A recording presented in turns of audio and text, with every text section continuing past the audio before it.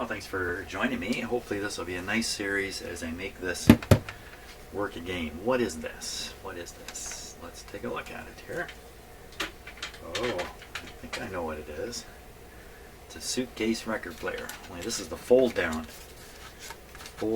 suitcase record player. How do you fold it down? Isn't there usually a little lock that you just undo?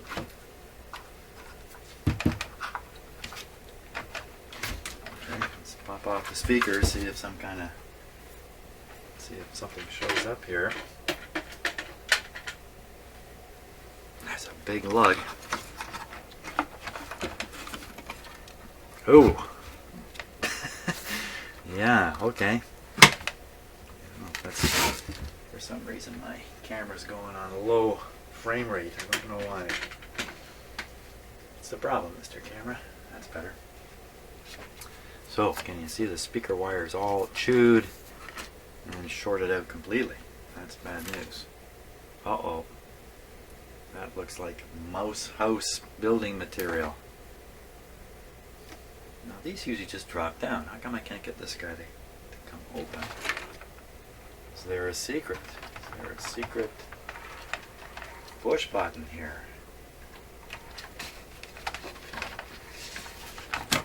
No, just be a little forceful, Jim. There we are. What is that? It's missing its platter top. It's kind of funny.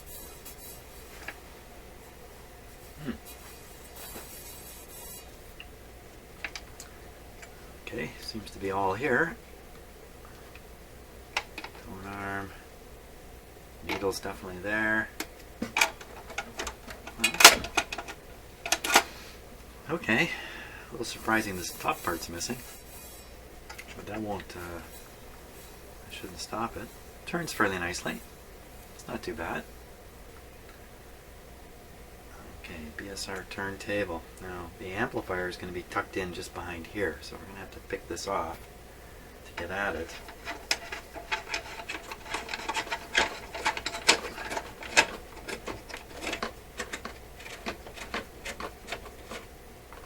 Oh, that's tight.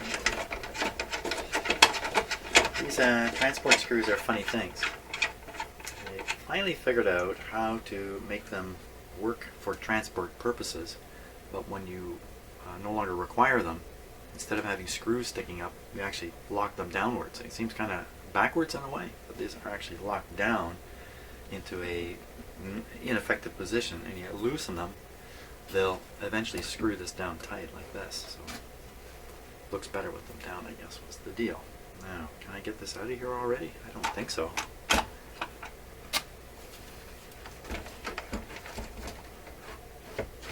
I think so. Back before I drop the whole shebang here. Am I standing in front of the camera? Stop that.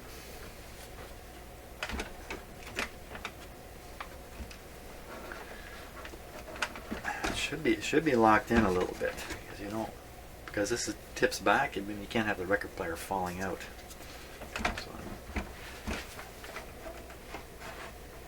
Sometimes these things are locking in just because they have slots and they've kind of been slid into the slot. You can slide them out, they will come out. Some of these. Others you have to kind of get in there and flip a little thing. You have to flip a little thing. Let's take the platter off. It's coming off anyways.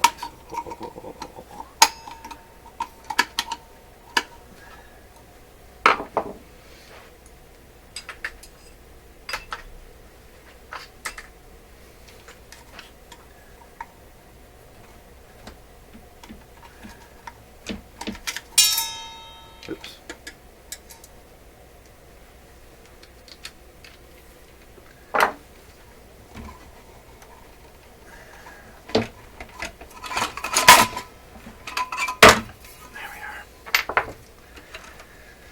Okay, what's going on inside there?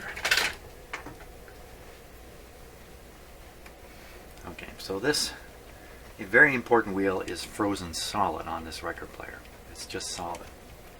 Okay, it's going nowhere.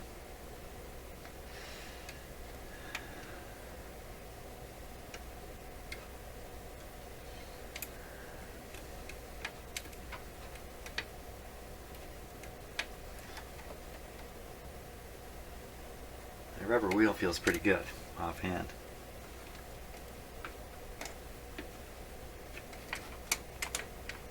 There's a little stopping mechanism here that's supposed to knock the wheel off.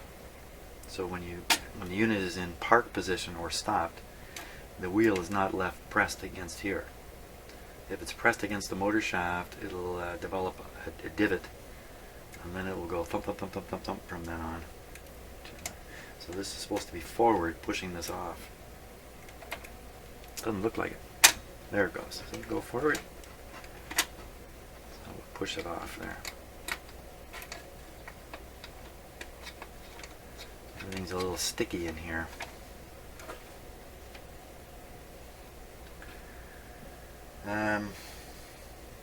So before we put time into this, we better find out what's going on with the amplifier. But we know this record player won't play. But fine, I can leave it. Like this. We can operate this guy.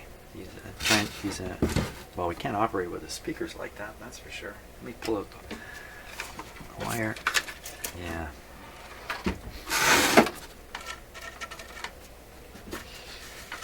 Reach under here. Oh, I just reached into the mouse. The mouse house. Oh man, there's a mouse house under there. Let's go look at the mouse house.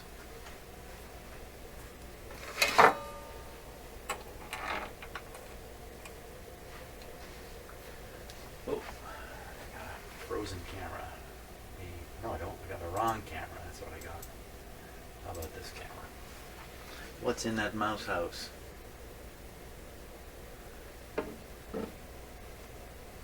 A mouse nest. Okay. A little focus here. I stuck my hand right in there without even looking. Probably full of mouse turd. There, up in the right, you can see what's left of the wires. The speaker wire. There's his little house. Look, it's full of seeds. Looks like he likes to eat the maple leaf keys. Brings him in his house and has a chow down on them. This must be the turd area where he turds. And unfortunately, mice urinate all the time everywhere they go. They have small bladders. So, yuck. I'll have to get my bigger vacuum and go at it. Now, what's that say back there? Canadian Admiral model YS-3610. Well, that's something interesting to note. YS-3610. Port Credit, Ontario. Okay. Amps, 0.21. YS-3610. I'm going to write that down right here. YS-3610.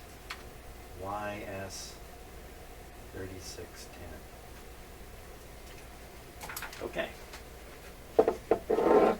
Now we got the close-up camera going. Let's take a look at this guy. So he's frozen solid, but not moving one bit. That means this will be. I put a lot of force on it. There it goes. So it's not absolutely a write-off. This part here, this is a very important part. It should be as loose as can be. And this brass colored part should slide nicely under the other one. See, they're kind of sticky. This not coming loose and should be totally floppy. The record player will not pick up properly at the end of the record. Yeah, it's coming loose. It's coming loose. Probably just take this apart, clean it up, put it back together. Not normally do you want to oil this. This is normally totally dry metal. Yeah, that's the wrong one. I'm pushing the wrong one. So that's got to come off. Now if we take a look over here at the wheel, the intermediate wheel, So it looks pretty good compared to many I see. And it's pretty flexible. Stick my nail into it, I can feel my nail sinking into it a bit, so we'll leave that alone. I think that's in good shape. Now the motor, I'll try to turn it by hand here. And the motor turns free. It's not bound up or anything. That's good. Now you take a look at the cartridge too while I got the close-up going.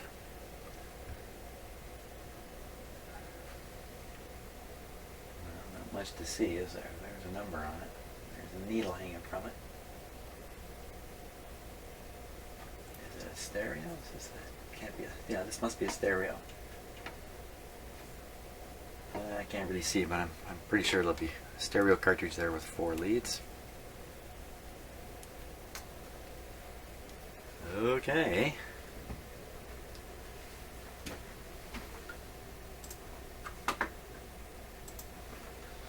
On the speaker side, what quickie thing can I do? I can get a hold of the speaker wire up here. Pull it back through.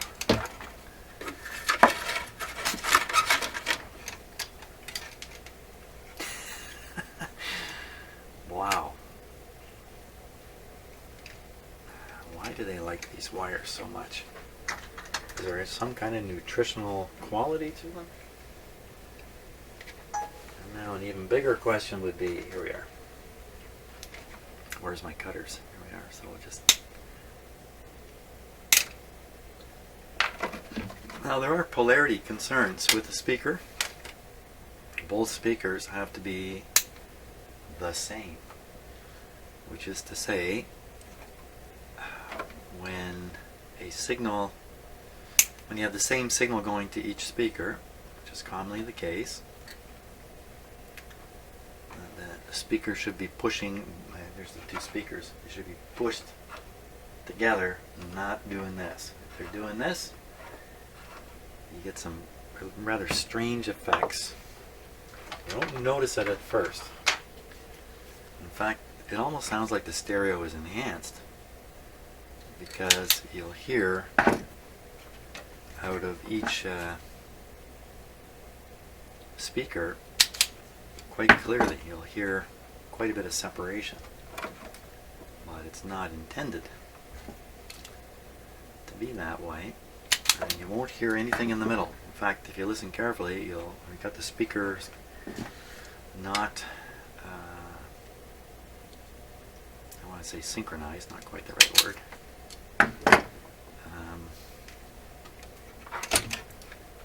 Now, how do I know which one's which? Usually there's a mark on these wires. Usually one of them is, yeah, there's a rib. There's a rib on one, so I just got to find the rib. Okay, this is the ribbed one. Ribbed one to ribbed one.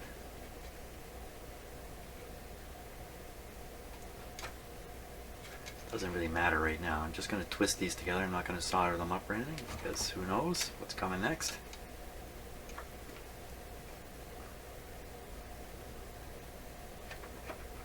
I just want them to be connected.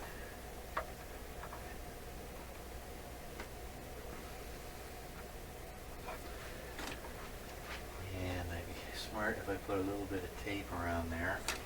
My electrical tape is out in my garage, so again, just because it's very temporary, just something to make sure they don't short together. I'll just cover one with a masking tape. What does it matter? Anything's good.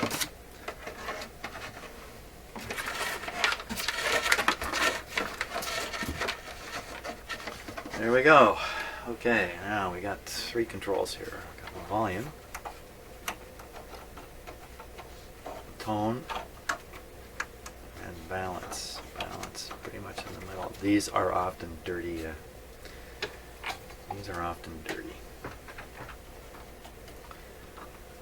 But no on-off switch there. Of course, there's no radio. There's no radio. It's only a record player. I thought there was a radio all this time. There's no radio. Just a record player. So this is the whole on-off switch here. And how's that working?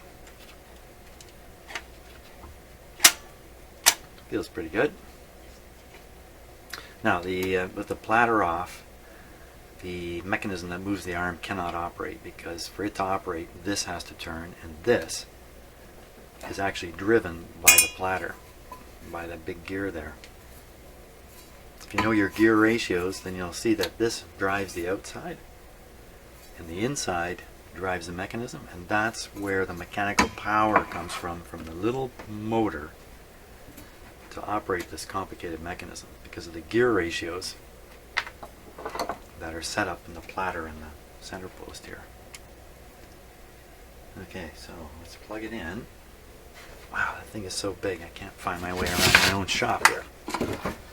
What do you think it's going to do? I think it's going to hum a lot. That's my guess. It's going to hum a lot. There's the cord. Even though it's a transistorized unit, I still use my my dim bulb system. It's not very effective except on a short. In you go. Okay.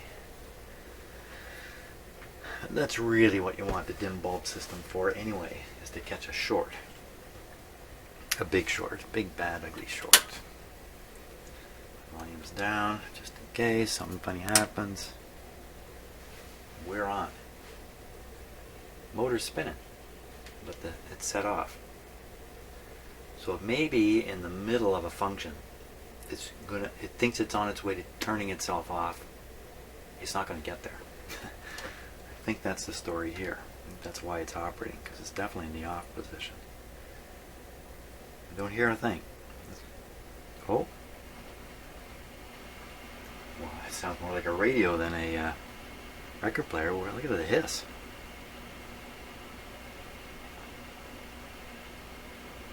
And I can hear it in stereo here. It's a stereo hiss.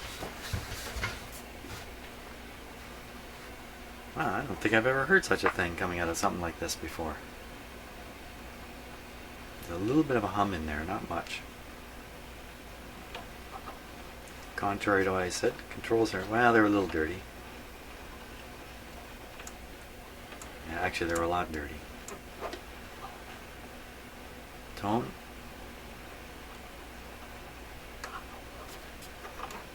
Can't tell if it's making a difference really. And volume.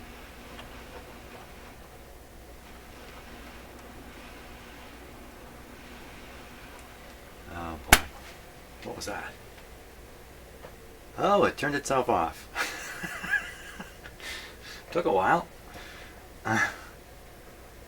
So maybe the on-off mechanism is probably, hey, what happened to my video? What happened there?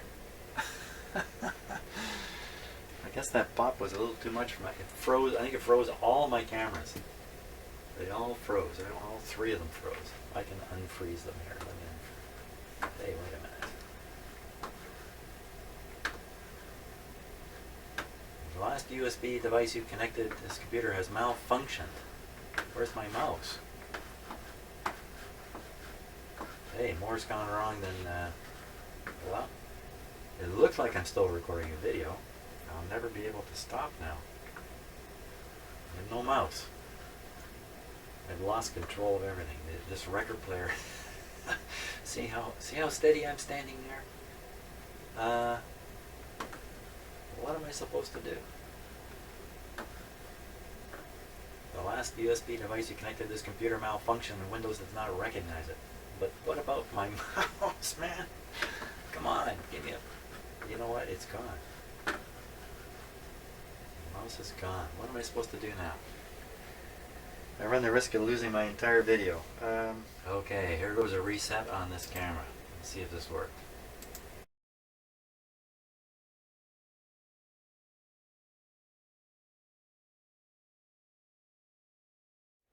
Okay, now everything's back to normal. I got audio, I got video. Ooh, that was kind of a crazy situation there. Okay. You know, I've had a couple of set times now where equipment has done something a little odd, usually involving power. It's suddenly coming on, suddenly going off, something like that. And I've had one or two cameras hang up at that moment. In this case, I had all three cameras hang up, It's kind of weird because they're plugged into my computer in different ways.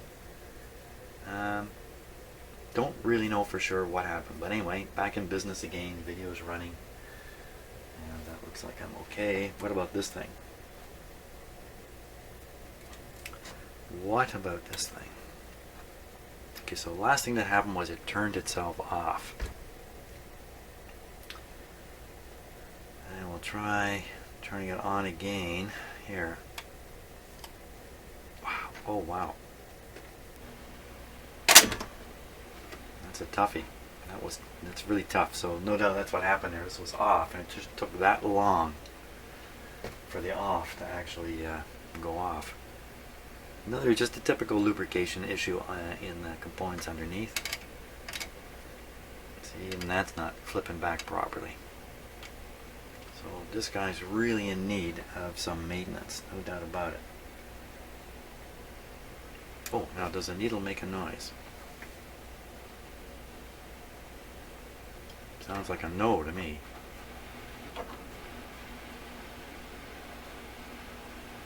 Nothing whatsoever. They're really not very good signs. The hiss and the combination of nothing, not a very good sign. What about touching those wires back there? I don't know if I'm getting into contact. Looking for a hum. I don't know. Feels like they're covered with shrink plastic. Well, we got to get some sound coming out of this before we invest a lot of effort into the top. So let's do that. Cut the power off here. Now I really do need to take this out. So to take it out, it's possible these guys are involved again.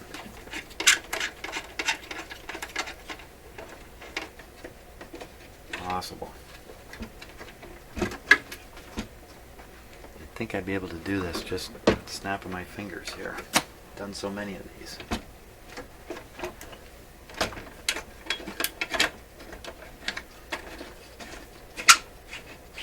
It's just screwing down tight. So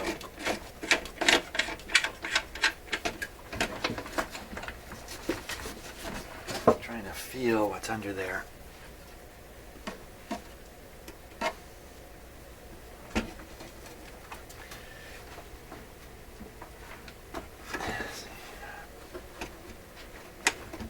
Sometimes there's some slotted holes and you just got to kind of slide it out the slot, sort of.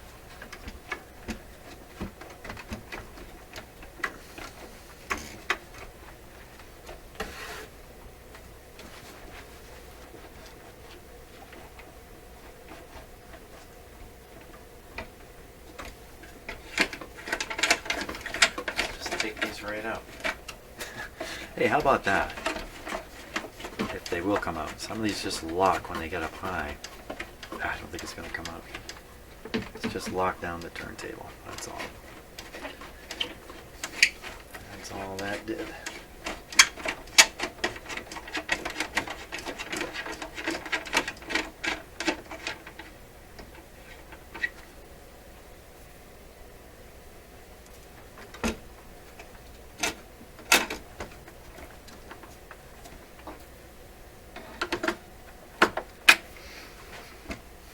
Let's take a look in there, see what we can see.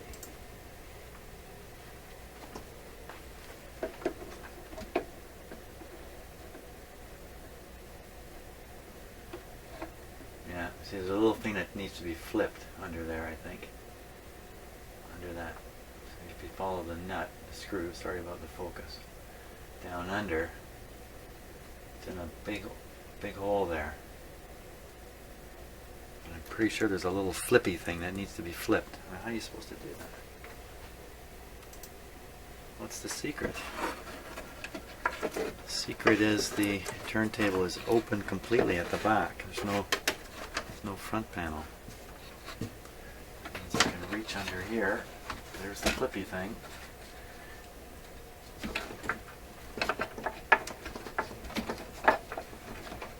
Okay, so I flip that one. Reach under the other way.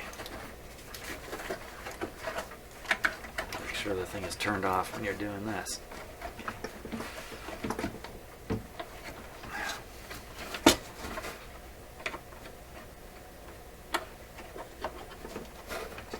Okay, I got it flipped. It's eating my arm. Holy smokes, man. Like a man eaten by a record player. Up you come. Of course, you know, if there's been a mouse in here, who knows what else he's been munching on. I might have found something a little more delicious than the first wires.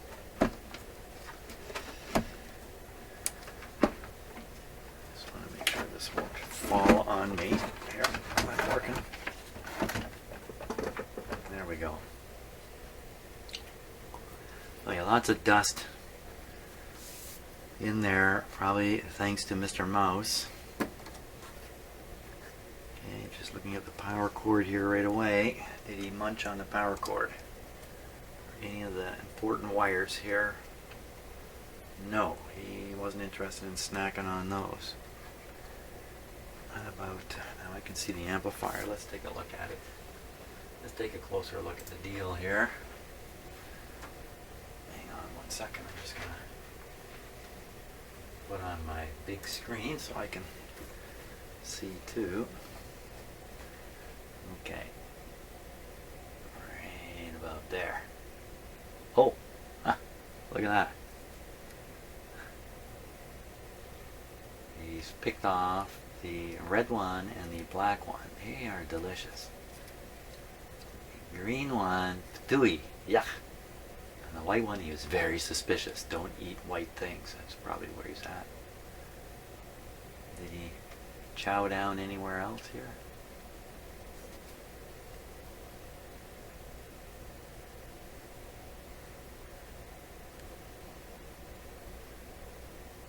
It's a lot of wire. It's a lot of lead wire. Sorry. There. That looks good everywhere except now lots of extra excess wire, so I can just pull these ones up. Red and black. I'm kind of a licorice guy. Everything red and black needs to be looked at carefully here. Sorry, I keep getting the camera up a little too close. There's the motor. Feels like it could use a little bit of lubrication, but it might actually be dragging on the intermediate wheel. All this stuff is all dried up. Let me just put the focus up closer. I keep holding the camera closer. I might as well focus for where I'm holding it. Oh, my focus control disappeared during the great computer conflagration here.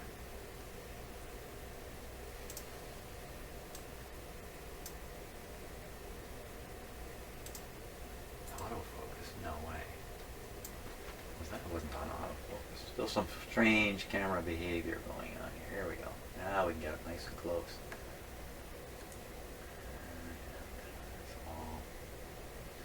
This, that's probably original, but it might indicate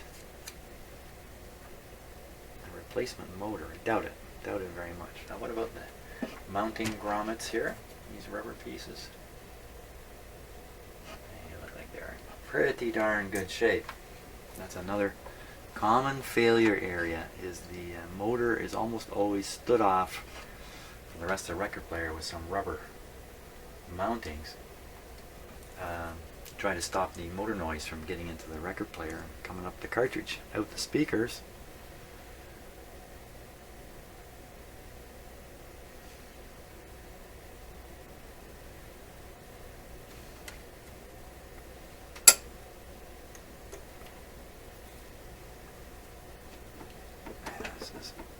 Probably all kinds of, see, the lubrication here is more like glue.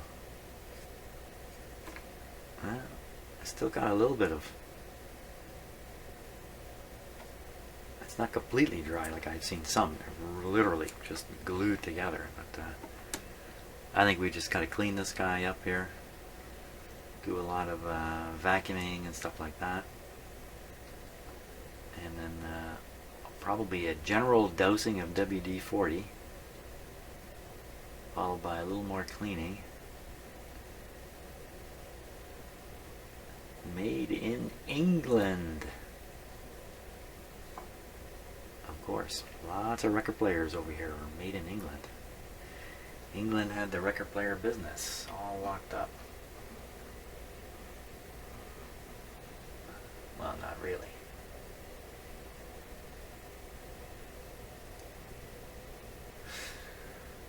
Okay, now the amplifier. Let's look down at the amplifier here.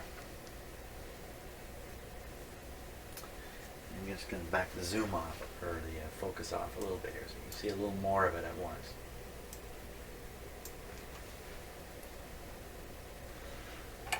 Better lighting.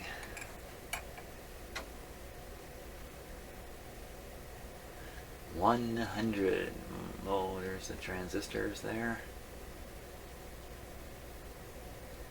Why the hiss? Why the hiss? Why the hiss? Probably, maybe those two open wires may have been all it took to turn this thing into a really crummy radio, basically. A radio with no tuning. Some big... look at that guy. These are probably okay. Can't know for sure. Heard a slight hum, but that hum may have been coming back from the tone arm. What I need to do is run this and touch the inputs and see what comes out of the speaker. Oh. Another maple key. You can tell we're in Canada here. Maple keys everywhere, including inside of your record player. That's a little power transformer there. Look up a little further inside. Looking for a burned open part or just anything that catches my fancy.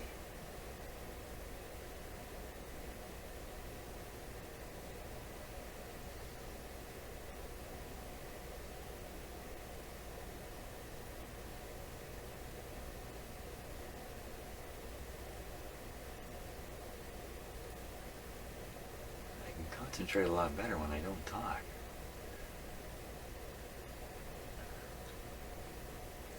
Nothing funny. I see nothing funny.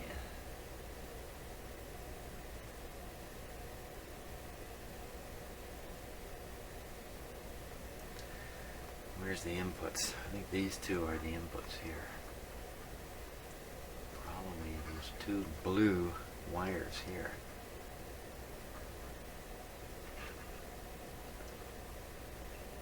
Just touch those two parts. So you're out of the speaker. That's my goal. I mean, it's a lot easier. I can touch them up here. It's a lot easier. It's probably better too. I could chewed on a little bit. That black wire, no. Okay. I guess being a red wire in this record player is a little like being a character on Star Trek and finding out they want you to wear a red t-shirt. At that point, you know you're not going to be a permanent character on the show. Can we start this up like this? Sure. Platter's off, mechanism cannot operate. Most that's going to happen is the motor's going to turn. It may when it's on this angle, it may make sounds. Especially when it first starts up, it may make quite a bit of noise until it kind of falls into place. The rotor shifts into place. Not to be worried about that. Volume down, plug is in, power's on.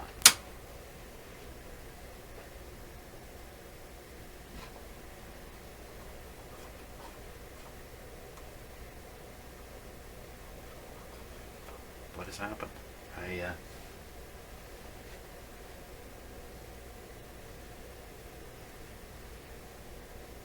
I'm hearing something coming out of something. Maybe it's switched off right now. Yeah, I'm just spooking myself. Okay, let's switch it on. Volume's down. I can see all the mechanisms. So see, this part's trying to move, but it's not lubricated very well. There we go. You heard the motor go boop, boop, boop, when the rotor was banging on the side for just the first moment. Here we are now. What happens when I touch this?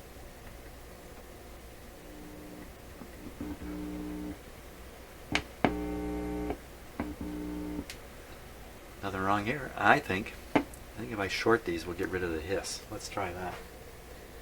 Let's try that. All my clip leads are out in the garage. Clip leading stuff. What have I got? I've got some bad clip leads. Let's try a bad clip lead. I've been isolating away my bad clip leads. Let's see if this is really a bad one.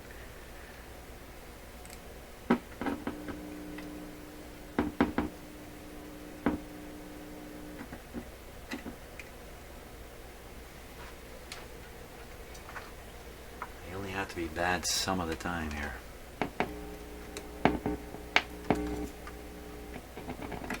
Hiss not going away. No,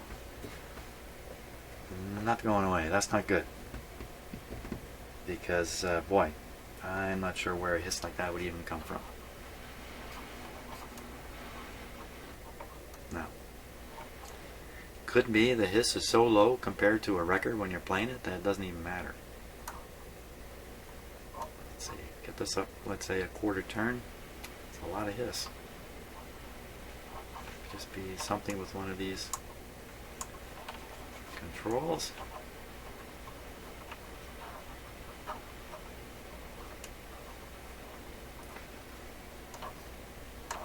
I kind of doubt it, but they're pretty easy to spray. Let's spray them a bit.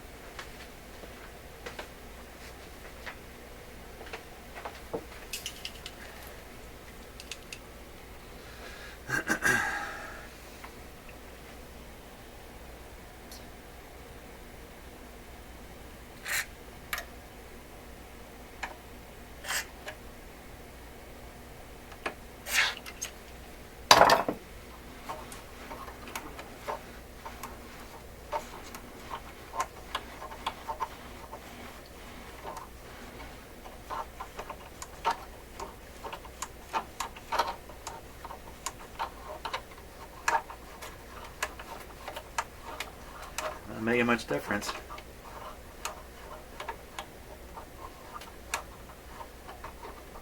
Okay, next step. Let me take these shorts off.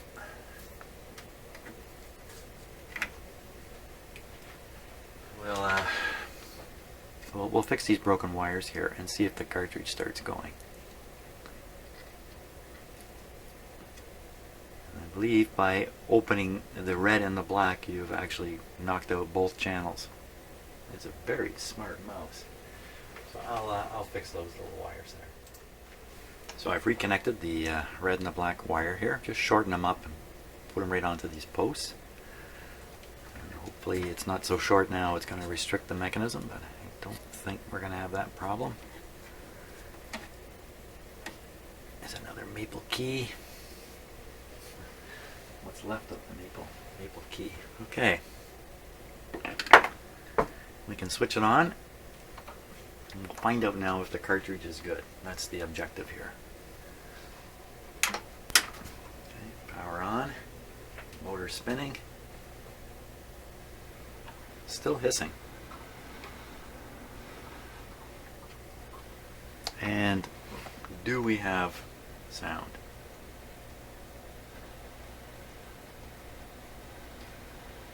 No.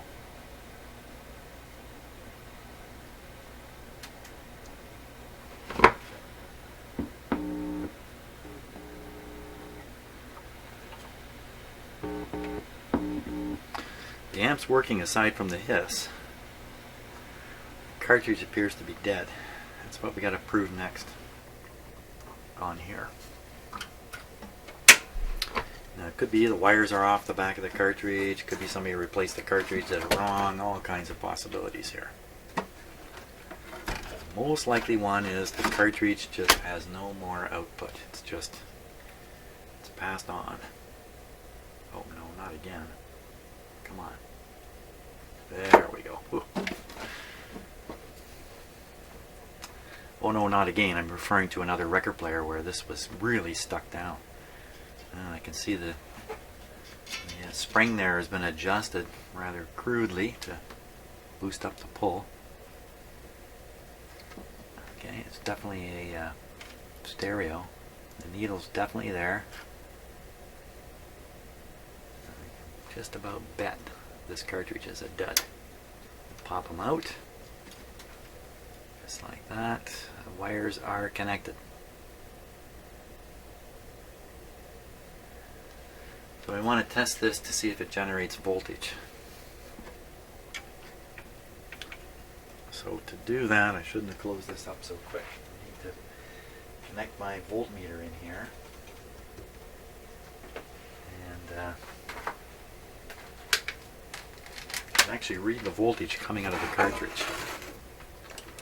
The reason I want to connect it down underneath is it's the only place the wires are available. They're all covered here.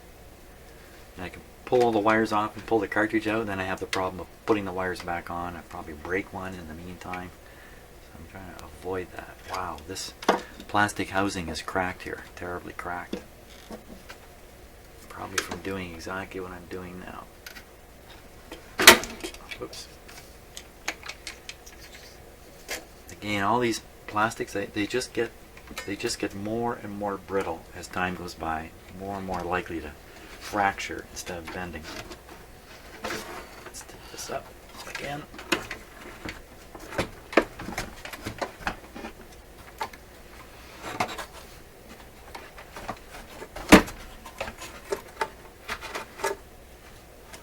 There we are.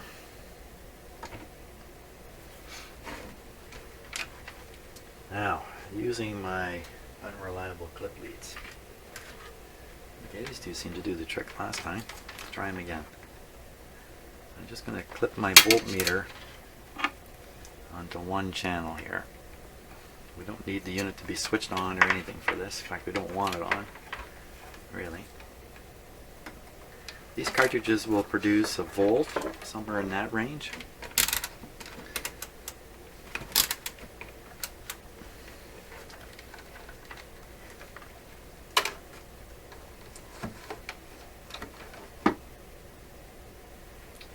Already something there. That's not supposed to be there.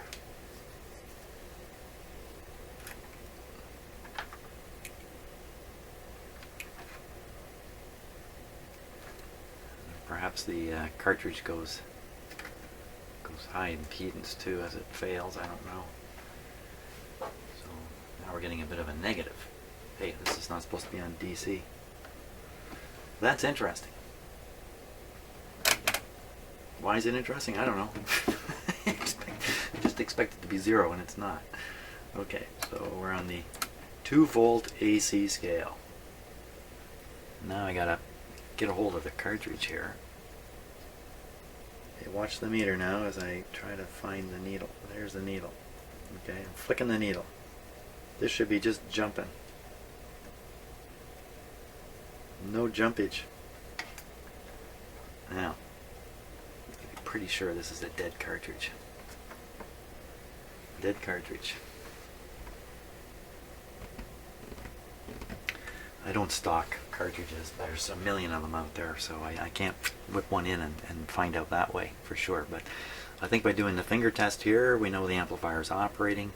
Finding no voltage, finding no sound coming through are all strong indications that the cartridge has no output anymore, which is quite a common problem.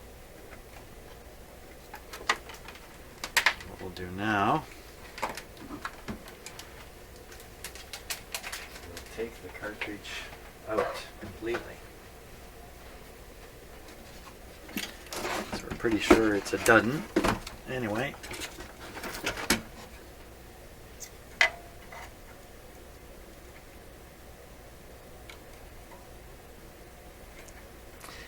Now, I just pulled the cover. I didn't actually pull the cartridge. So what you don't want to do is have your free hands like this, grab it and start pulling it apart, because you're going to rip everything every which way. there are techniques you can use to, like I'm doing now, to limit the throw, if you like, that's going to happen when parts separate. This is obvious what I'm doing, but what's less obvious is what I was doing with my hands there. Let me loosen these up and then I'll show you what I was doing. It wouldn't be obvious. I'm holding that. I'm letting my fingers come together, and I'm just letting the pressure between my fingers separate the part, as opposed to trying to pull from my shoulders, which is going to result in a throwing of the cartridge. So there it is. Astatic. This is probably a replacement. Right here. The needle might be good on it, who knows. So let's try testing this again. Because I don't need to flip that up. I need to take the camera down here.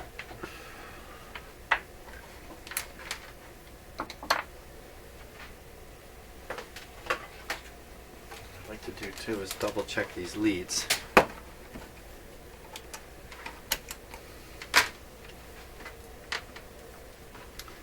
I had them in my bad pile.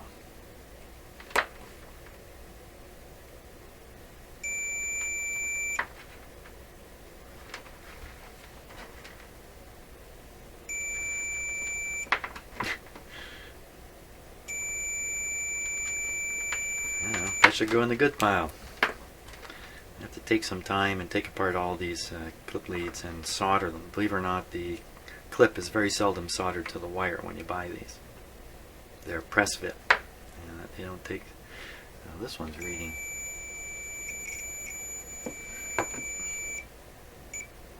Yeah, so this is a bad guy here. We don't want him in the test. The yellow guys seem to be okay. I'm too hard on my clip leads. I expect them, to perform properly or be punished by being hung on the bad hook. Wow, okay. That qualifies as bad. Quickly, find a good one.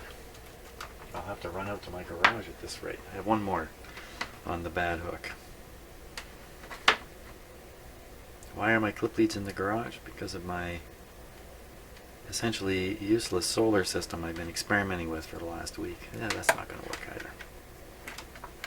So these two are really bad. Well, you know what? I can get away with just one. I can get away with just one clip lead.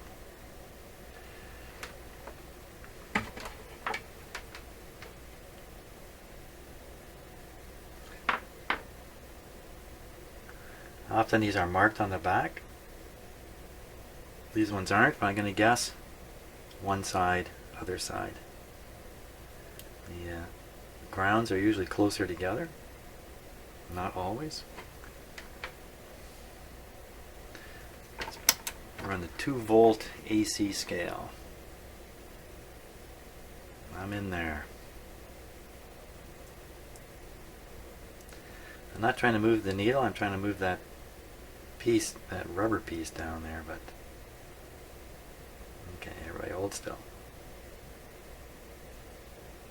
Thought I saw something there for a moment.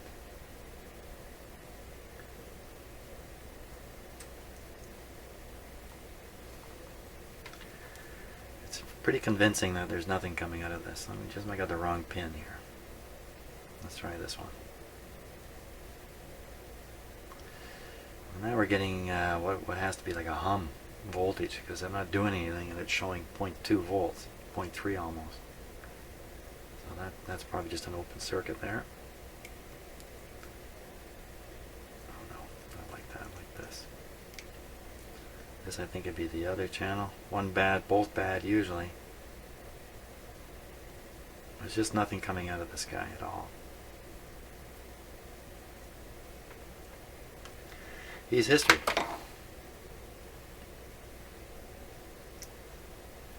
So I think what I'm going to do with this record player then is I'll make the mechanics work, and then the owner can talk to me about a cartridge. He can take on getting a cartridge himself. I'll just get the mechanics to work. That's my objective here. Okay, let's lock this guy back. Let's pull the plug out of here. Just because of my chickeny nature. Put this guy down here for a moment. Let's push up on the elevator button here.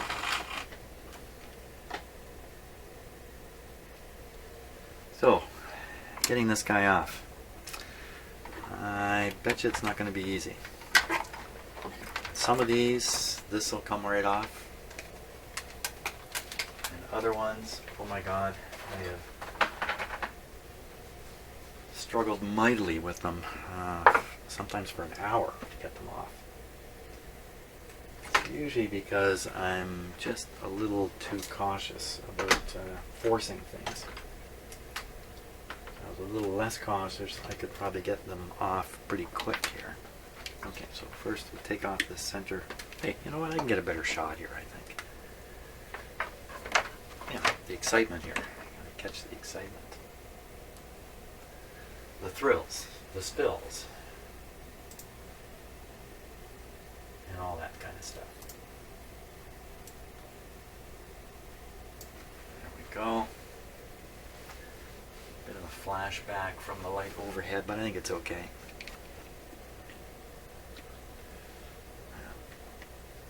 Pop off this E-clip here. There we go. But now this should just lift off. The worst case with these things is they are fused so tightly to the center post. The center post is normally just held where it is with a rivet. It's not supposed to turn though. But you can put a lot of force on it, doing what I'm about to do, and start this thing turning. It's not the end of the world for the record player, but you really don't want this to turn. You want this to stand still, and this turns around it. So you need to keep a close eye on this while you're doing this kind of stuff. And if it looks like it's turning, which it doesn't. Good, so this is already a little loose. So. Now, the objective is to turn it and lift it. And slowly get it to come up. Yeah, it's coming up. It's coming up. I'm getting all my hands on it here. So the technique I use with this is I get a lot of fingers around it, like this. As many as I can. And then I sort of use my fingers to wedge the thing up. It puts an upward pressure, and then just rotate a little bit like this. I mean, you could heat this up. This one doesn't need it. This one will come off. I can keep upward force on it. I can hear the part underneath snap. That's okay. There it comes. Oh, thank God this was not a monster. Not a monster. Come on up. Okay, so you can see this shape in the top here. So that's a groove in the bottom.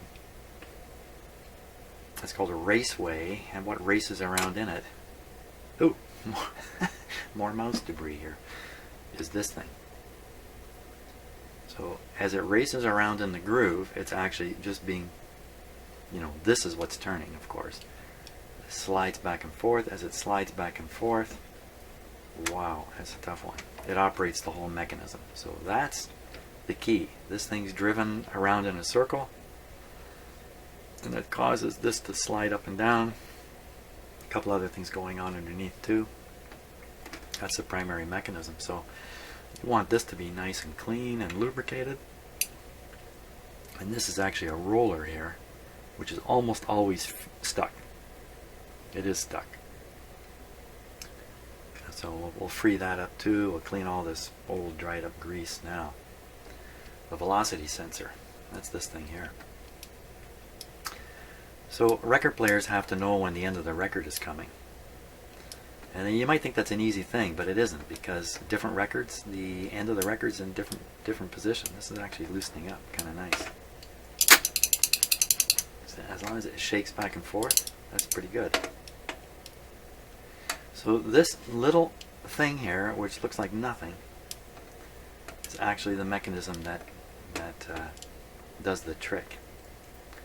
And believe it or not, what's going on, I'll try to explain this, is once the tone arm over here, which you can't see, yeah, you can barely see it, once the tone arm gets in close to the record, maybe a third of the way through the record, so it's still playing music, still got another 5-10 minutes of music, something like that. It maybe 2/3, 3/4 of the way through. This mechanism starts coming into play. And every time this thing spins around, okay, as it comes around, it bumps into a piece that's attached to the tone arm that's also swinging in. So you get a piece swinging in with the tone arm bumping into this. So at the same time that it's moving closer, bumps into this, it pushes it away. Comes around again, I can put it like that, bumps into it, pushes it away. Comes around again, bumps into it, pushes it away. When the tone arm gets to the middle of the record, if you look at the grooves on a record, they move much quicker inward. So when it reaches that stage, this kicker moves so much in one revolution that instead of just bumping into this, it grabs it. It actually moves in far enough to grab onto it and shift it somewhere. Yeah, it's kind of a haphazard explanation of it, of what's going on.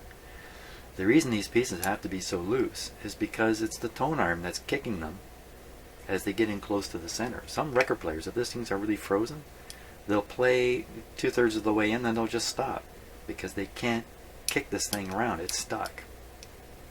And you might even hear it thump, thump, thump, every time the record player goes around. As it keeps continually banging into this, and then the needle will be pushed back in the groove. So it'll start skipping towards the end of the record. So, I mean, you can't be expecting too much mechanical power coming out of the tone arm. All it's doing is riding in a groove. And you don't want a heavy-duty mechanism. You want something really light and simple. And this is it. And they're all like this. And that's called a velocity sensor, or a velocity trigger, or velocity trip, something like that.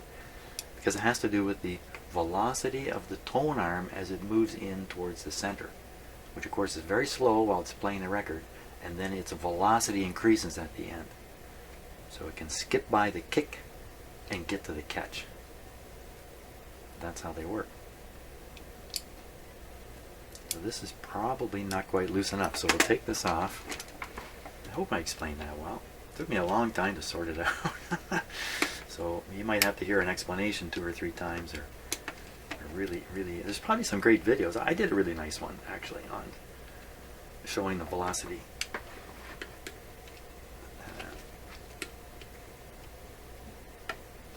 The velocity thing.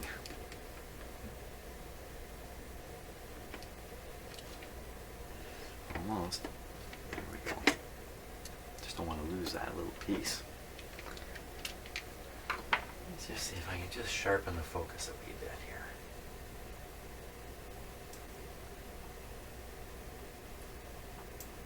Like that.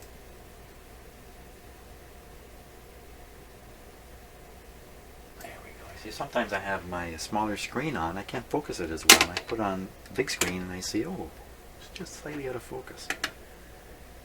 So if you're watching these on small screens, then the focus isn't an issue. As much an issue. So let's see if we can get this off. Now, one thing for sure, you don't want to be greasing these. That's for sure. I think I have a few videos early on where I put grease on this because I didn't know what I was doing.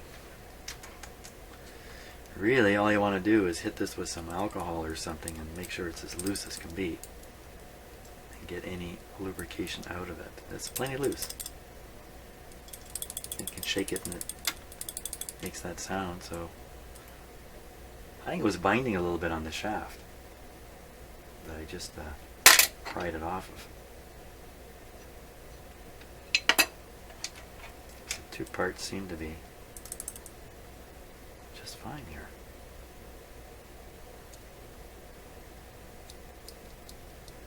Yeah, so I wouldn't do anything with this. I wouldn't put any. The most I would do is throw some alcohol on it. But that's plenty loose. Nobody's ever lubricated it. I guess nobody's ever done the maintenance on this machine at all.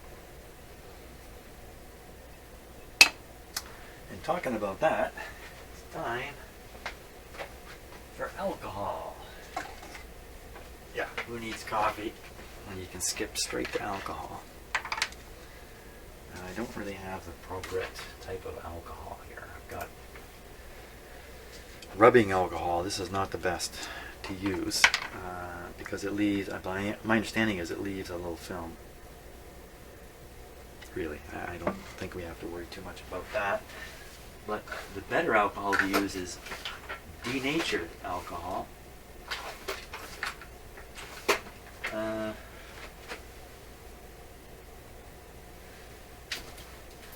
Uh-oh. Where's my Q-tips? Where have they gone? Oh. Q-tips, missing in action. What am I going to do with this with those Q-tips? I will do it with some paper towel.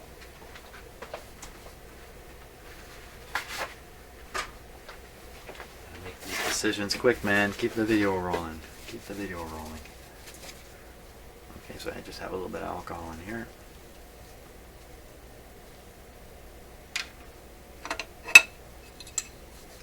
We just want to clean the old stuff out of there.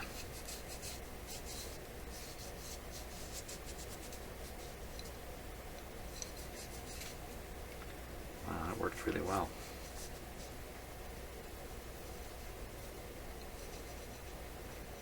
I kind of like using alcohol because I believe it's really not very dangerous at all. Get it on your fingers. All these everyday chemicals that we fiddle around with now that were never around when we were busily evolving. Good. Okay. And a little shafty thing here.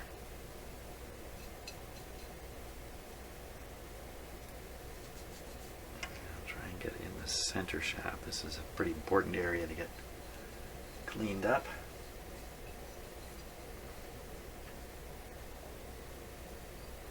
You know what? This is working better than a Q-tip. Well, maybe not right at this point.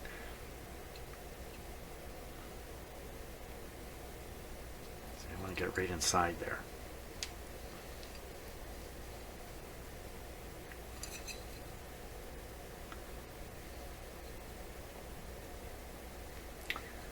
The shaft that this goes on has grease grooves in it.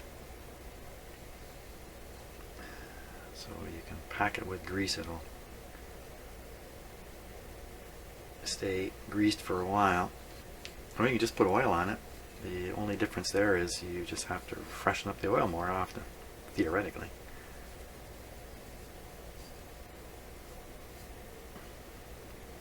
Grease is really meant for surfaces that are sliding kind of over top each other. These kinds of surfaces, oil is a little bit better, but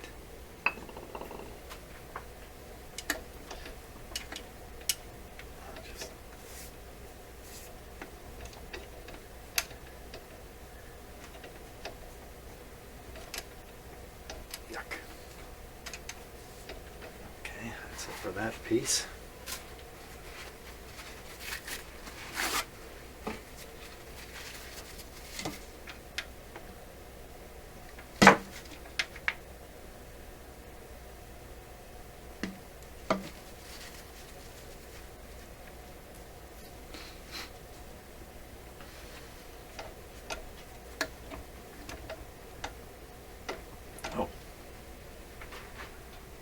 Exciting overhead shot here. You can see how much. That's another thing about using alcohol is if you do spill it around, what does it matter? It's all going to evaporate. So I really want to get those grooves cleaned out in here.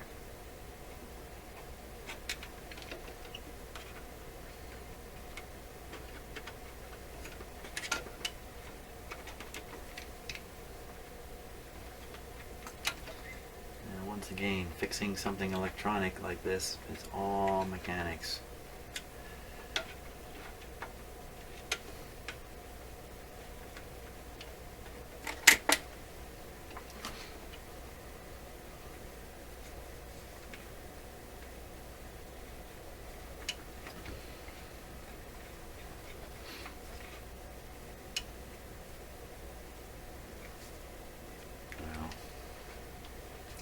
this guy here.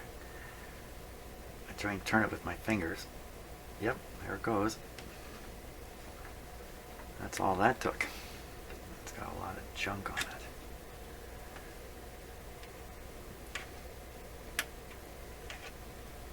So problems in this area will result in the mechanism not working properly either. Stalling. There's inevitably the hardest spot in the overall mechanical operation of the record player. There's always a hardest spot. Of course, there has to be, right? So it's a question of what happens at that hardest spot, where the record player is. Wow, there's a lot of goop on here. See, this has probably been stuck for quite a while, even while the record player was still in use. Wow, a whole pile of junk on there. Looks like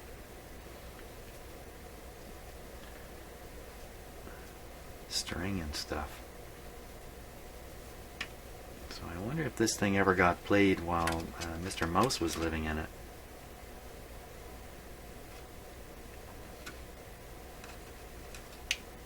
That would be pretty interesting, wouldn't it? I would think as soon as you grabbed it from your closet, he'd be out of there. But then again, he's in his home, right? So he might just hunker down.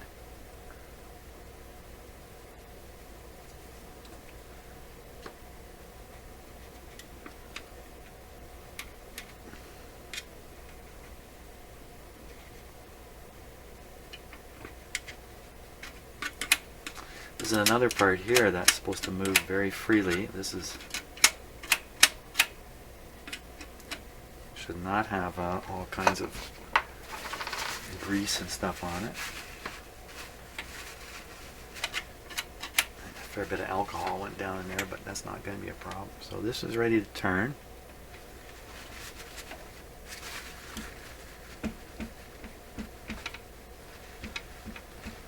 Trying to clean off as much of the old stuff as I can.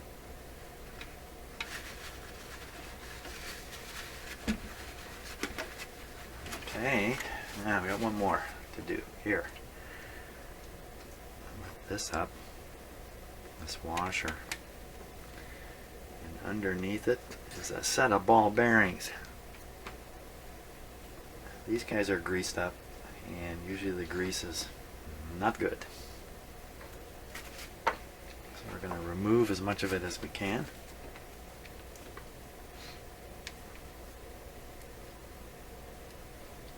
And most of this grease has not done a thing because it's not touching the ball. It's not completely dry. But you find hair and stuff like that in here.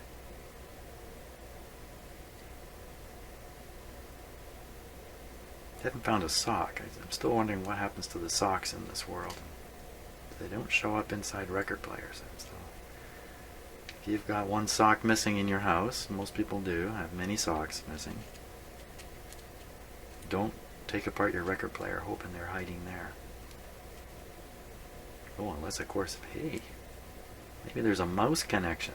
Maybe it's the mice all this time. Making a real mess of my fingers.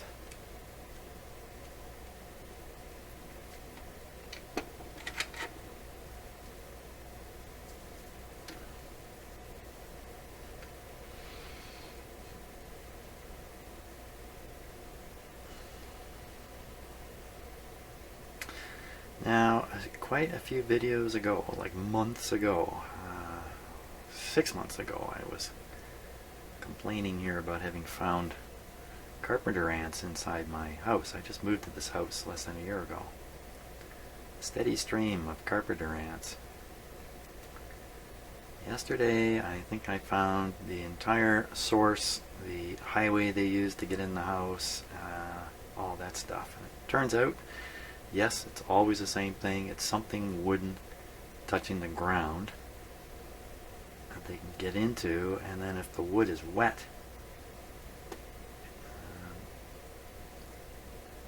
they will make house in there. It's the I have a flight of stairs made of wood that go up to my deck, my garage rooftop deck. I broke a step just after I moved in here, but I finally got around to really inspecting it only yesterday.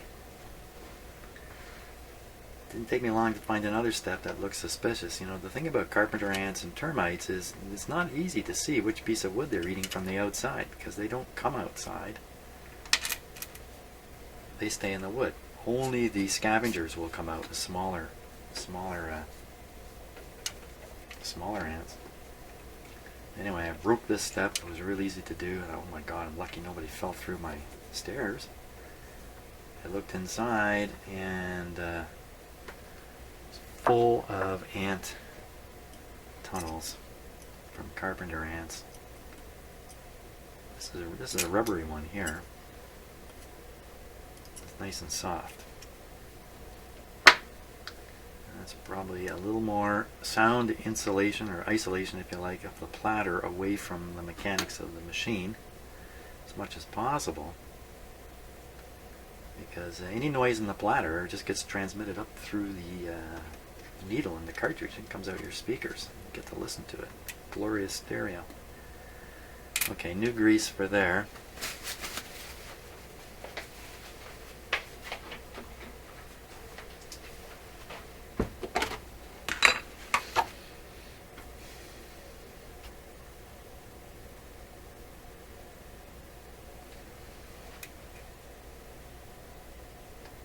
Where are you looking? How about looking over here? A little more.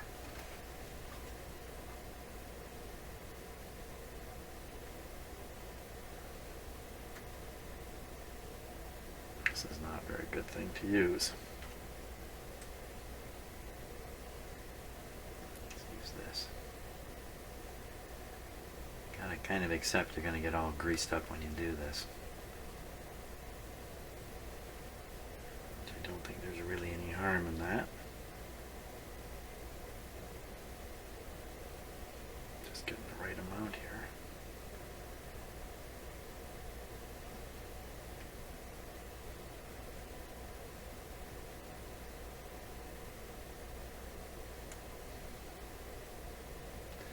Now, this is good to go for another 50 years.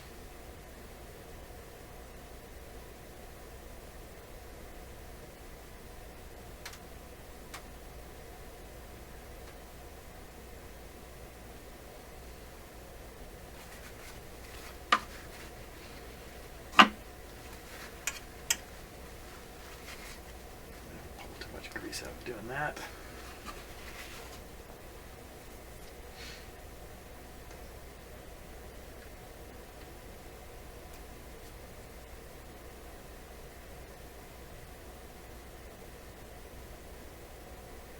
What a mess.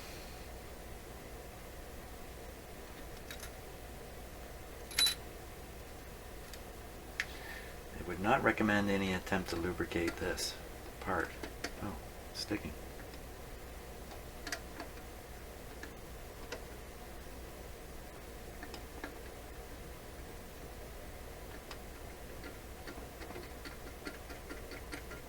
You want to throw a little bit of lubricant down here. It seems okay now. It was sticky there at first.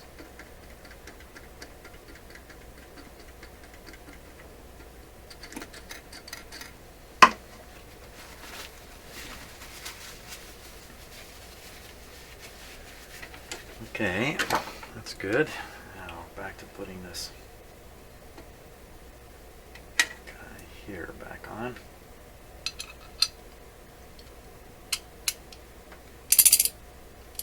That's how you want it, just like that. Nice and loose.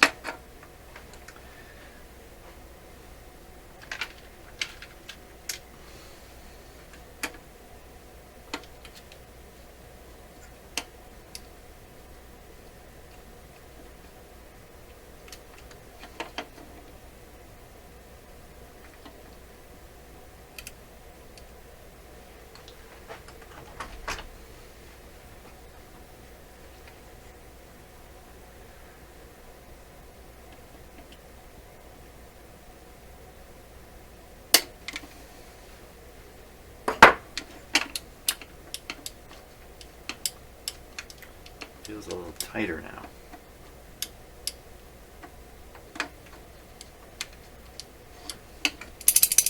Yeah, I think it's good. Okay, now we want to grease up the raceway.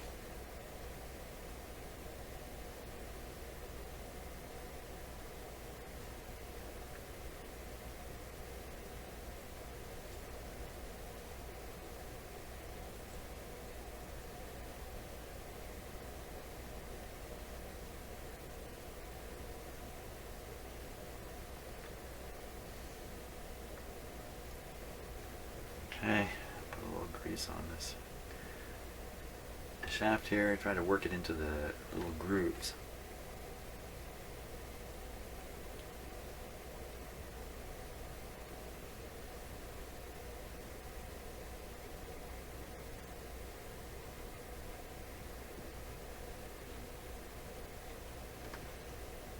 Okay, that will do it. Now, oil.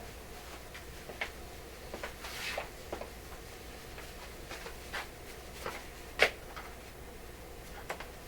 this is a little bit of motor oil here. Whoops, where are you? Motor oil in here, very light duty motor oil. Just going to put a couple of drops in here, just to help out a bit. Dropped down in here, not too much. Okay, a little bit on this thing here,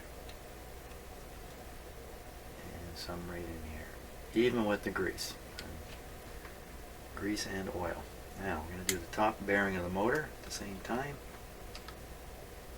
I'm going to put too much in, doesn't take much to do the job. Tiny amount, in fact. There we go.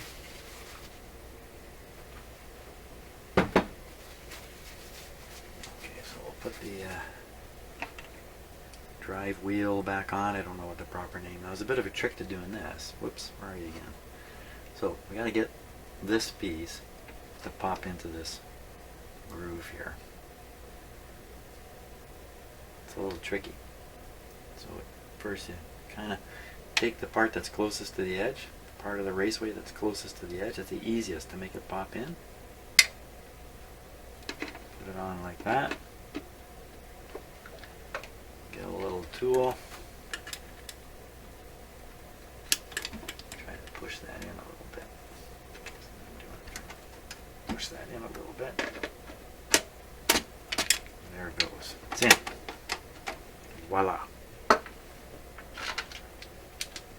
Stick the E-clamp back on before I forget. It's real easy to forget to put the clips back on.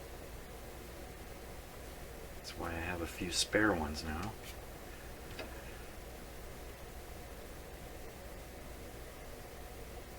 It's always good when you finish a repair to tally up the parts you got left over when you're done.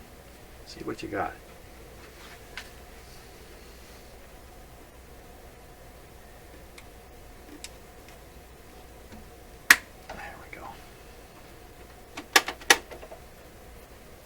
Now, so the top side is done. We don't have to do anything over here with this wheel. We're leaving that all alone. My greasy fingers anyway. I wouldn't want to go near it.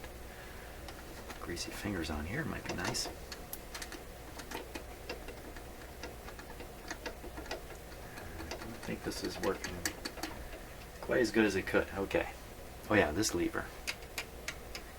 Now this lever here. What lever? What lever are you talking about? Talking about the detector here that detects the 33 record.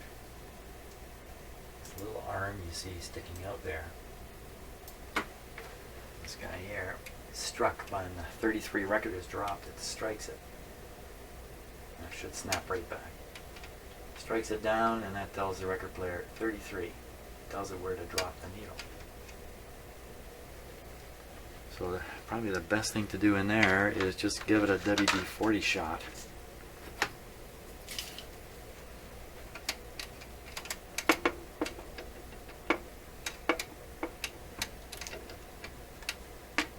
right up in here.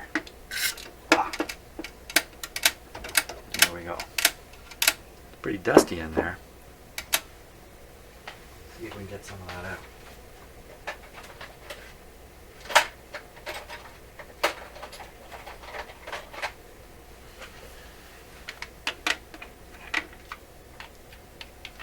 With my little vacuum cleaner.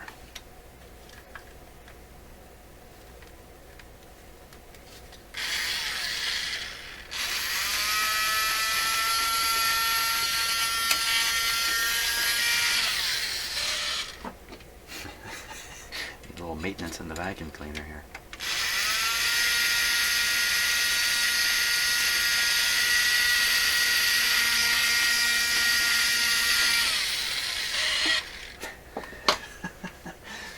This is my yard sale vacuum cleaner.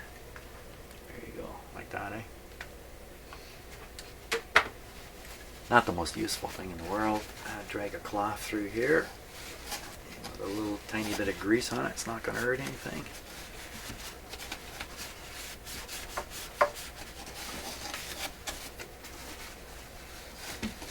Might actually be a little helpful.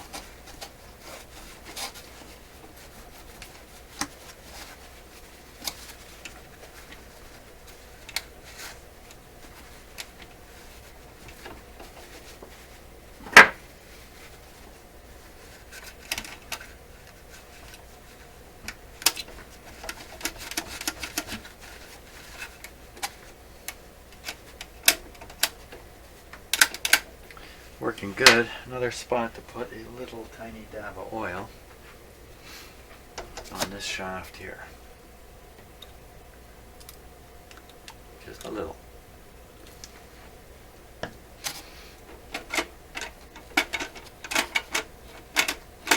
Often these are kind of bindy, like this one.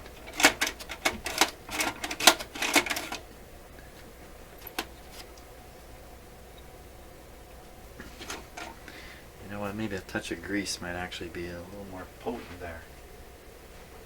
Touch of grease.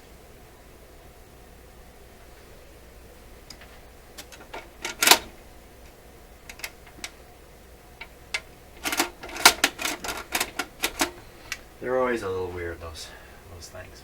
It has to do a lot with you're lifting it from here, and it's putting quite a leverage onto this shaft. So I mean, if you lift from back here, it's a lot better. If you reach it back here and go like that. But most people are lifting it out here. Shame on most people.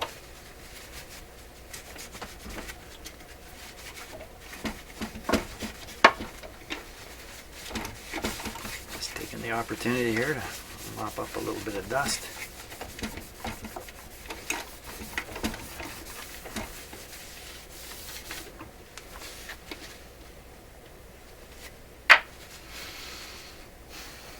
Okay, so now we got to work on the reverse side.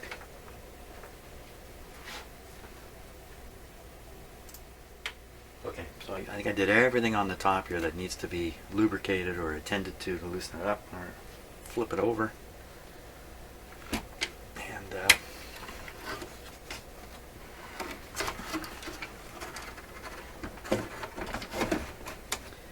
attend to the bottom side here. Wow, that's quite a mess. I have to bring out a bigger vacuum cleaner to try to clean this guy up.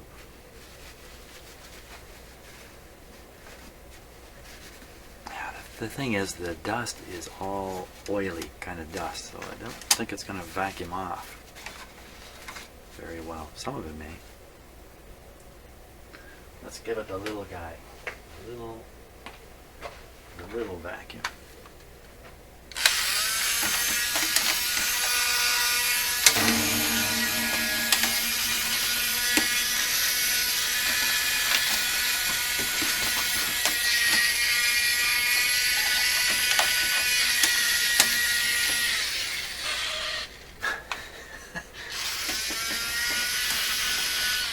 Not much vacuum power in that little thing.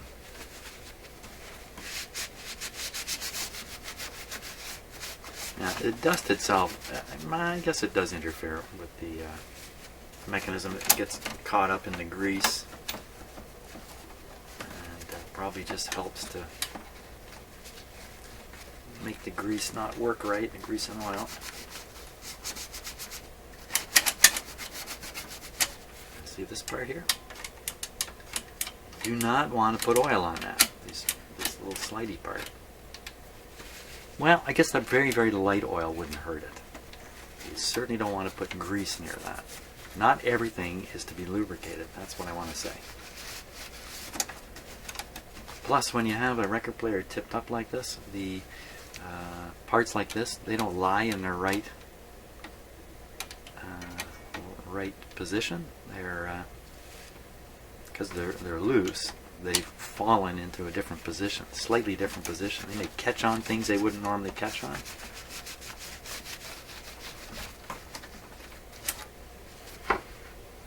Now, if there's dust way up inside here, there's not a lot I can do about it. Really, shove a dirty paper towel in it. That might not be the best move either. So now I'm looking at all the moving parts. I just start kind of moving them around as best I can. This big thing is going to swing when the record player is turning. I don't think it can do it right now, but you can see it's what it's trying to do. Especially this part here, this bent part here. When you see something like that, this is the part that's going to cause the tone arm to lift off the record when it's going to move. And the way it works is this big piece will slide over here, and as it does, this ramp will push on this little spring-loaded bar here. Can you kind of see it? You push that up, and it's just literally pushing up the tone arm up above. So this is a sliding surface here.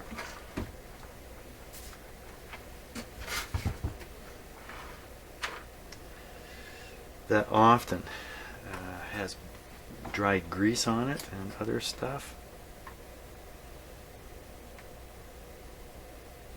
What's that? Is that a ball bearing? No, it looks like a little chip of solder is what it looks like. So right on this surface here,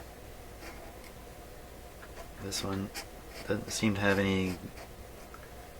It had a lot of dirt on it, but it doesn't seem to have dried up lubrication rather.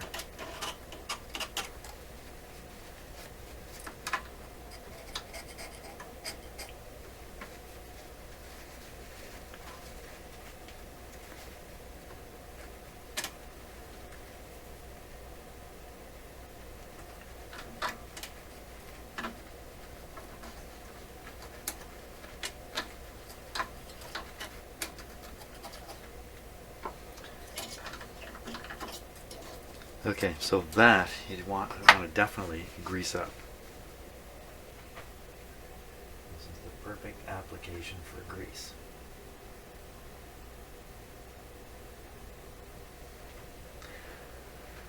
So if you have a record player and the mechanism stalls just as it lifts the tone arm, it's probably this kind of thing that's not working well. Okay. Now, the rest of this mechanism.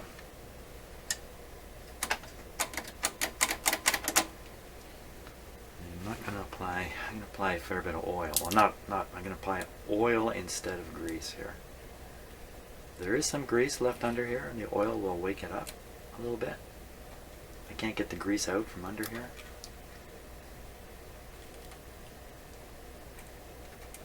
It's a very, very small amount of oil coming out of the tip of this bottle here. It looks like I'm pouring it on, I'm not.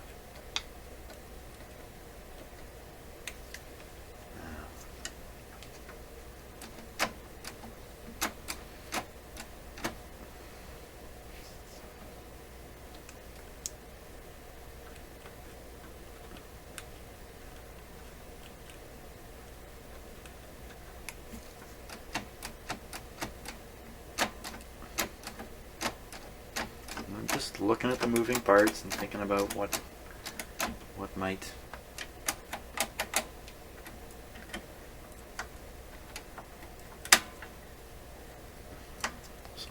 just grease in there.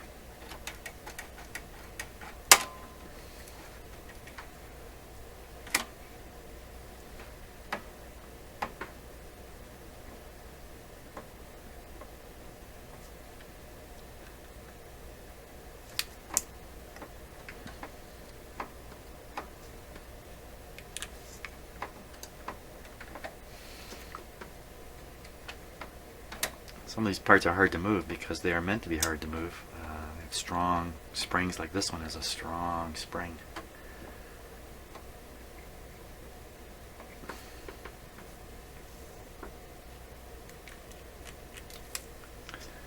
So I'm trying to look for the shaft around which it's rotating and make sure that's lubricated.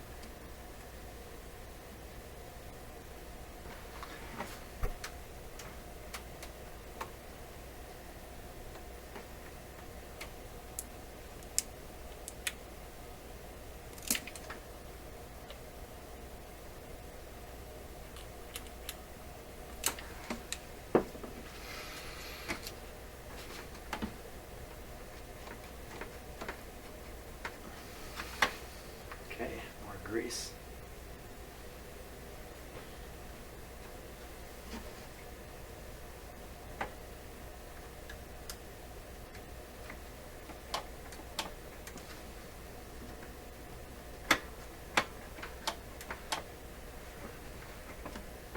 Okay. I think I will put a little grease up here. Now I can see the old grease down there too.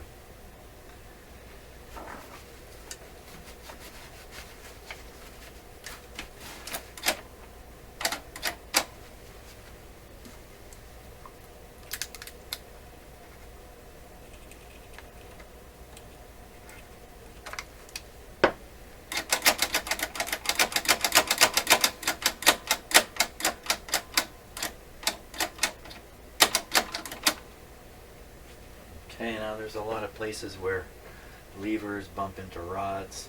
Rods slide over the surface of basically cams, I guess. Like there's one right here.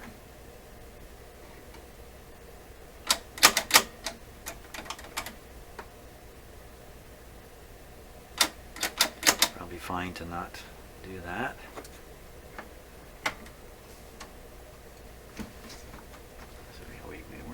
We're not plugged in. Oh, you know what? I never did the speed control, I think.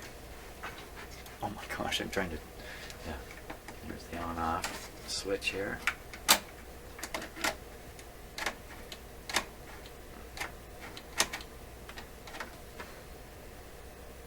And I'm just spotting contact surfaces. This whole thing up here is a bit of a mess.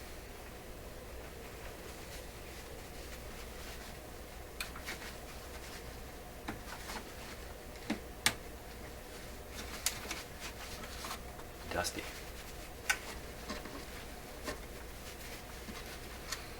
So although you apply oil to a spot, the oil does flow.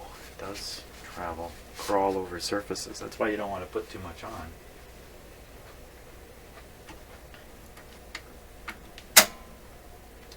There's bound to be a little bit of old grease under there, but being old, what did I do with my grease stick? There it is. Put some new grease there.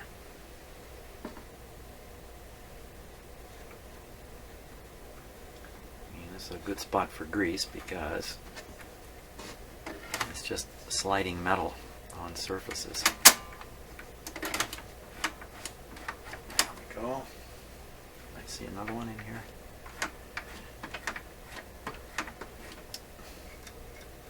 Don't know. Cleaning out a little dust here with my stick.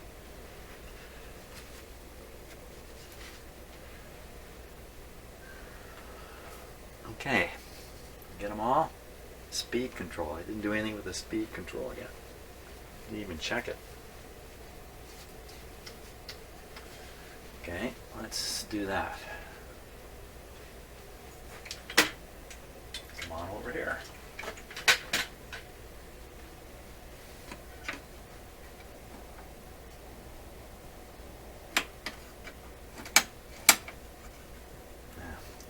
mechanism down here is the business part.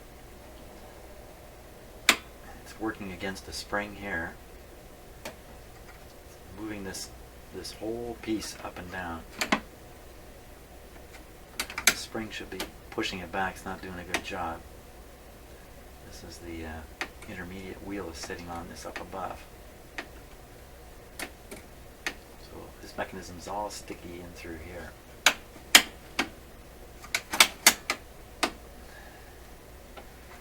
So we're going to put a little oil right down in here.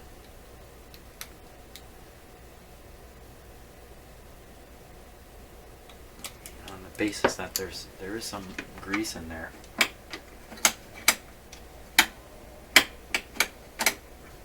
doesn't seem to be sticking anymore.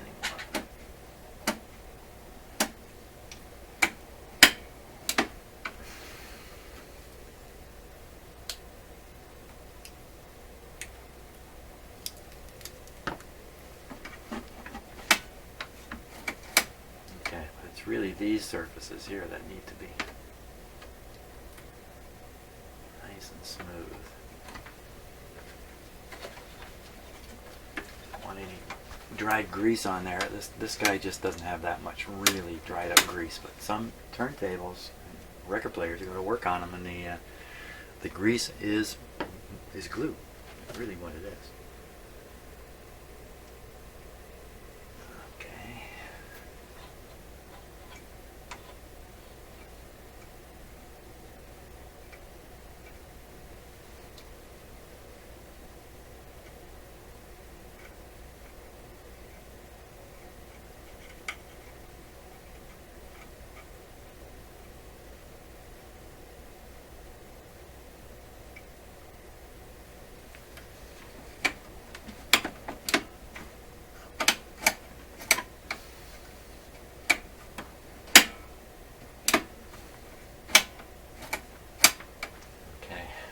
Top of the control here looks very, very dry.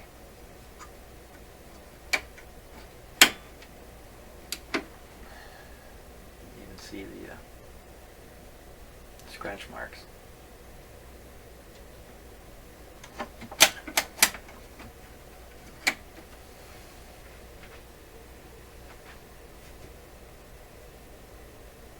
It's a fairly heavy grease I'm using. Probably heavier than it needs to be.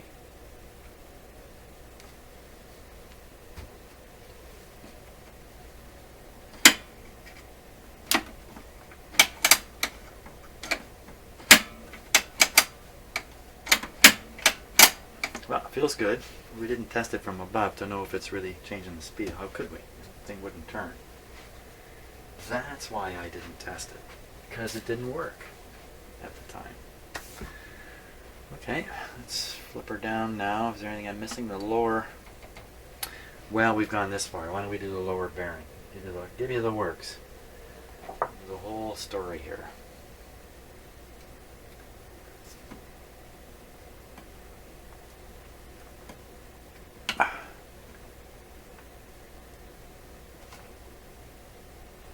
Screwdriver doesn't quite go deep enough.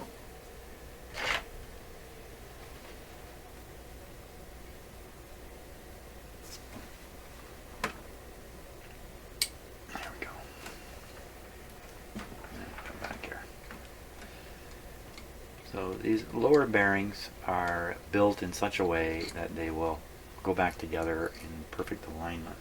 You don't have to be too afraid of taking this off.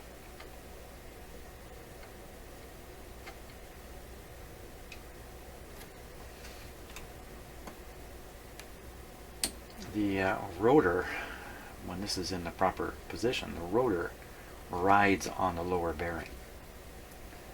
So the lower bearing has the weight of the rotor on it. The upper bearing is more like, you know, a shaft through a sleeve. It's quite a different kind of deal.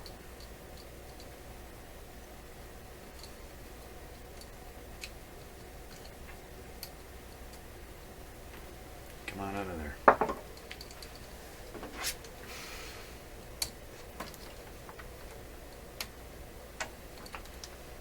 There was a magnet loose as can be. Must not be.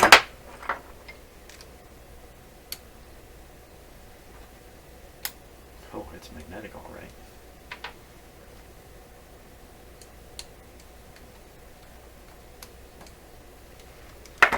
You don't want to come out, eh? Wow, I got something for you.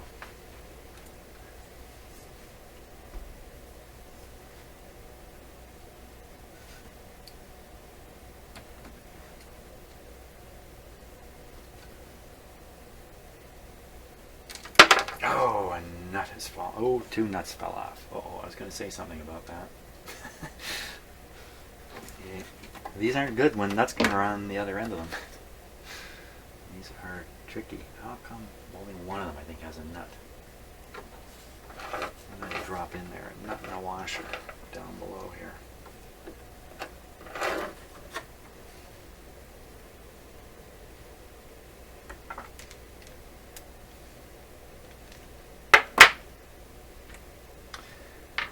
One of these screws, I have to get a nut and a washer up there. Ugh. Okay, so now the bearing should just pop off. There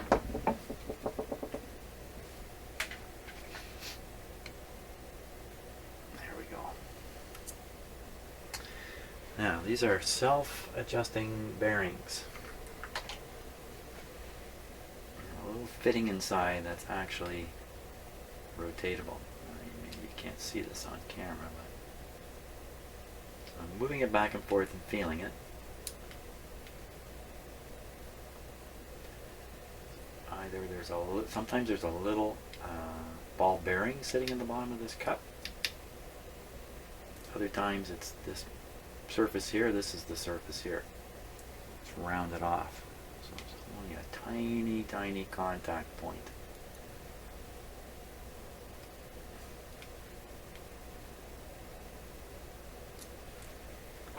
It's a bit of a cup, so it holds lubrication. I don't see any in there.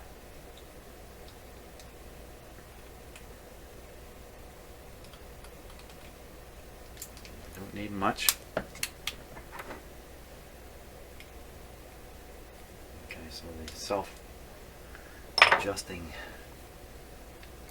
thing is all nice and loose. A little bit of oil in there now. Don't bother with the grease. Put that back. Put the upper screw in. It'll go in because it doesn't have a nut arrangement on the other side. It's this one that's going to be a problem now. And how big of a problem? Let's see, at 11 o'clock in the morning, a big problem.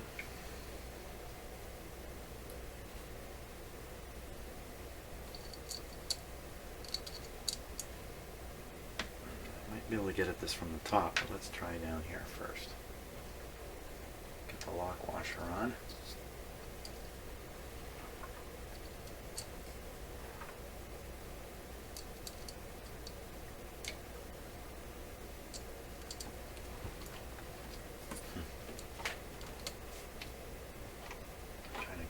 Wipe the washer off onto the end of the screw, but you see the angle I'm working on? It's going to fall off the screw, I'm pretty sure.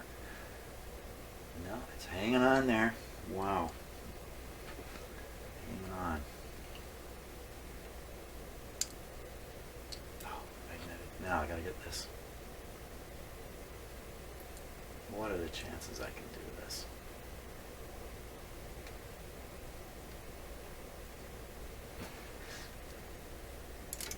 Not very good. That was the lock one.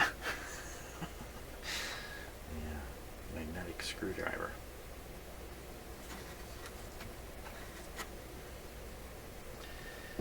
This will be the challenge here.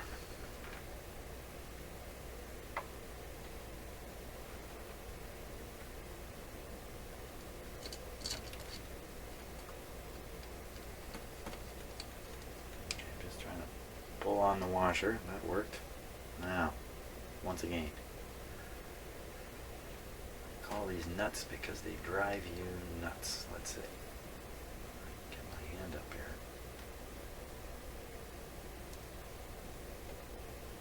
We're almost there.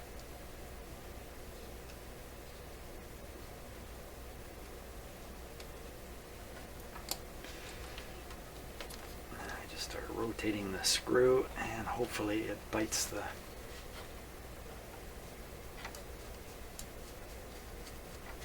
feel like it.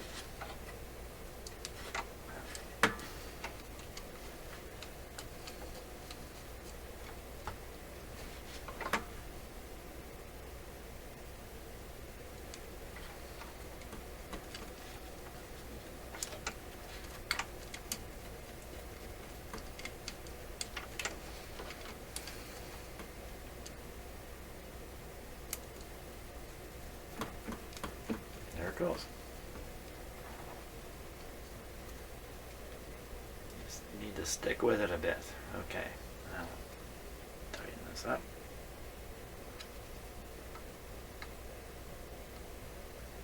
Tighten up this one.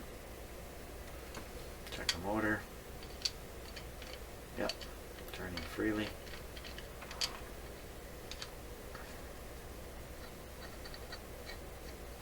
It's on its side, so it's liable to make some undesirable sounds. Okay, let's put this guy down and see what it'll do now. Will it actually work? Generally, these things don't work first try like this. You got to go back and fiddle around more and more and more.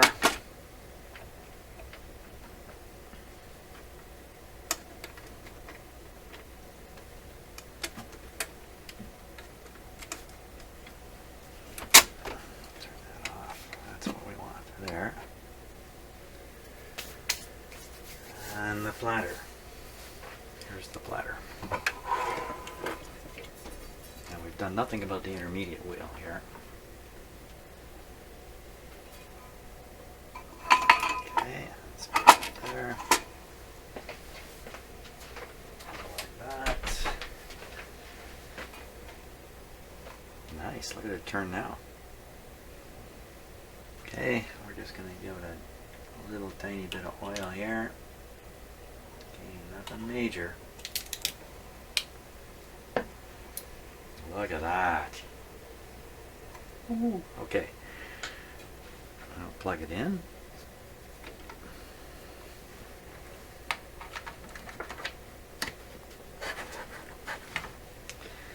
I think it's off. Seems to be disengaged. We're at speed 16 right now. It's got all 4 speeds on it. For some reason my camera's decided to go into slow frame rate. No, there's so much black here. I think that's what's happened. Yeah, see that? There's so much black here. When I take my fingers away, my camera adjusts. Part of what it does is it drops the frame rate because it thinks there isn't a lot of light here. It's still okay now. Put my fingers in the image. The camera detects a lot of light, adjusts its iris or its opening, so it's a little hard for us as people to understand when looking at these videos what's really going on with the lighting. I'm not going to put this on just yet. Okay, and we keep the arm, the swing arm up, the over arm it's called. Keep this up, the player will think there's no record.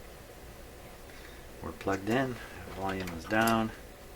Wires are hanging, doesn't matter. Here we go. Manual.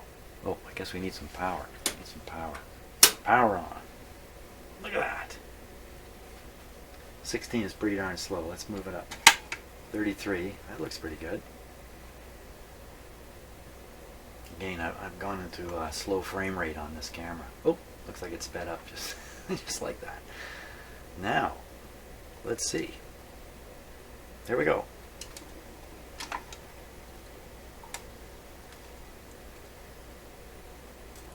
Over she goes. Now, it came over this far because it thinks it's a 45 because the 33 tripper didn't get tripped. A little slow down there, but not bad. You know, go around a few times to kind of wake itself up. Now it'll keep coming around like that as long as it thinks there's a record. Drop this down. Now with the arm down, the turntable believes there's no record. Okay, so we'll take it over to the end again. The velocity sensor seems to be working. Oh, just a really hard time picking it up. Should just shut off. Beautiful. Excellent. Let's put it on 45. Let her rip again. Pick this up. Otherwise, it won't. If this is down, it won't try playing because it doesn't think there's a record there. Oh, these arms are always a problem. Wow, this is really locked. That's not right. Not supposed to lock like that.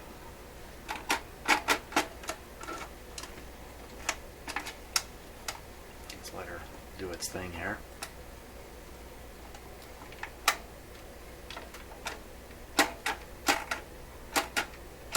Something's catching it underneath there. So the chances are there's a part that is stuck, and the sticking part is causing this problem.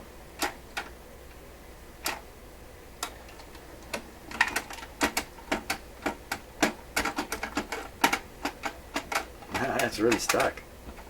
Oh, it almost came up there.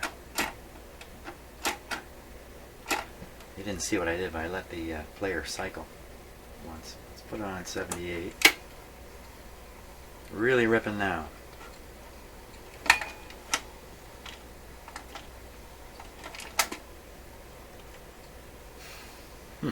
Maybe it's caught on the wires. Let's find out. I'll stop it.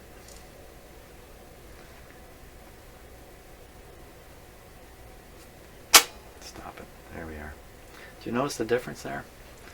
No power here. When this is on, see the wheel doesn't turn well. It's because it's engaged with the intermediate wheel over here. You turn it off, the kicker kicks the intermediate wheel away. Now it's ready to turn free.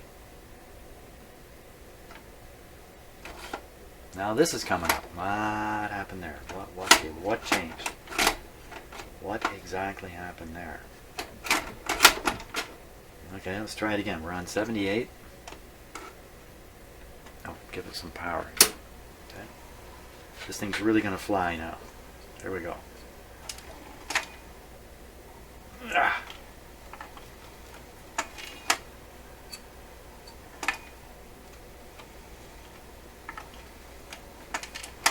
Okay, so you don't really want to see it slowing down like that.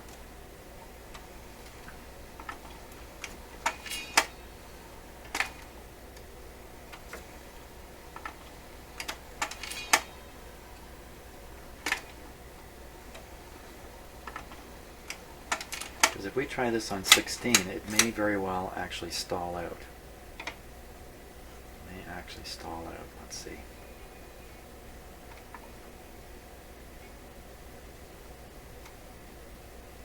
Doesn't look like it.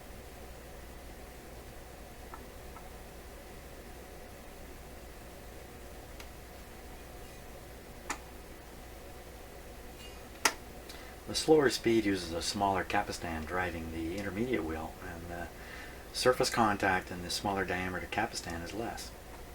So the chance of slipping on the capstan is higher with the smaller drive. And there could be some other factors there that actually improve the drive, because this seems to go just nicely. My understanding is if you're going to have trouble, it's going to be on the lower speed.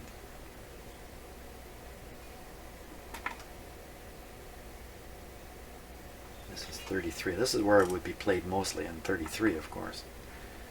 This is where you really want it to work.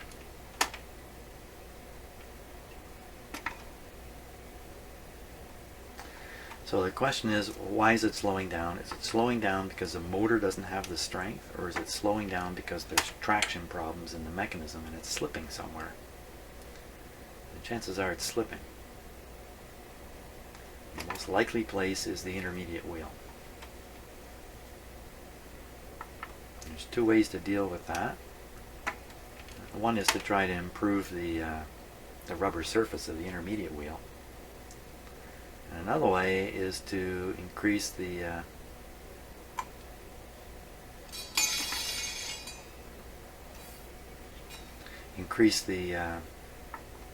spring tension that's pulling the intermediate wheel into the motor shaft and the side of the inside of the wheel here. Now I'm going to make this guy shut off this time.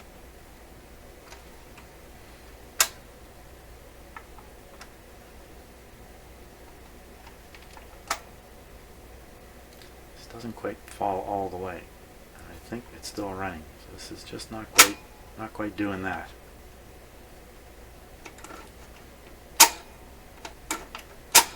Maybe we can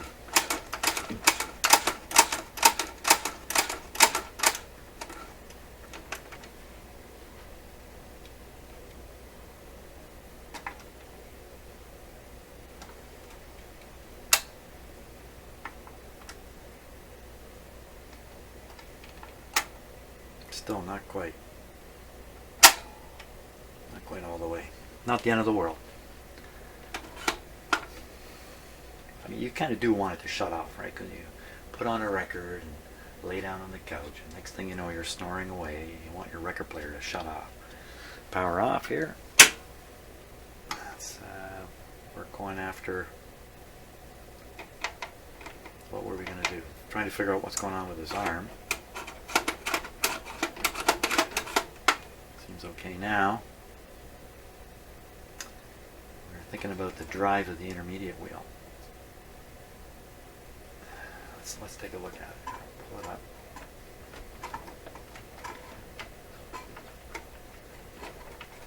Thinking the problem is slippage. Now it looked to me like the rubber was good on the wheel.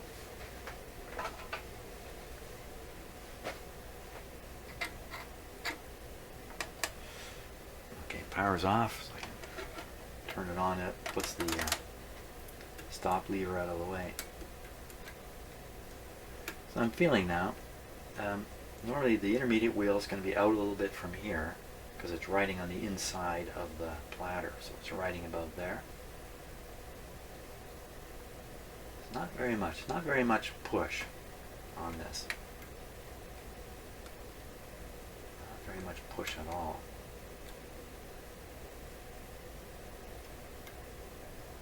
Okay, I got a little bit of grease on my fingers. I got to be a little bit careful here.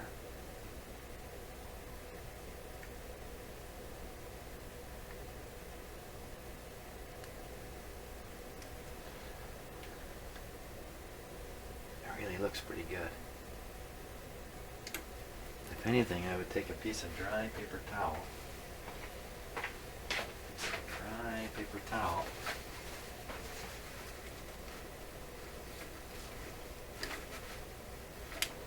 Because it's been played now for the first time in a while, it may have actually ground off some stuff here that may be interfering with traction. There's just general dirt right on the surface here. I've never done this before. I've never actually wiped off the surface here. The rubber feels really good. Just a wee bit of black coming off. You can see some dusting kicking up too. Yeah, quite a bit actually.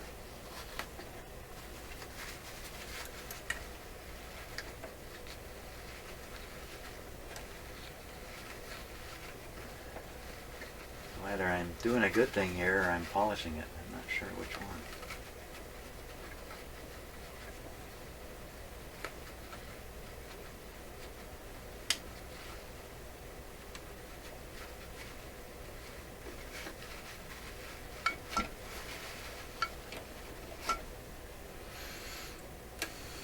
I don't know. I think that would make any difference? I don't think so. Let's find out.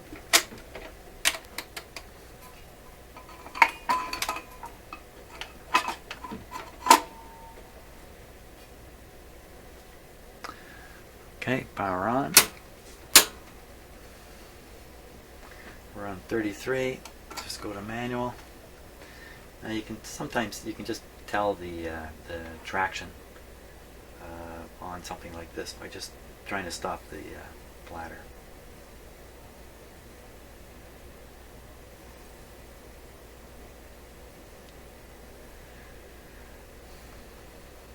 Well, if you touch it lightly and it stops, you got problems. If you can put your finger on it and it continues to push by, that's not too bad. There we go.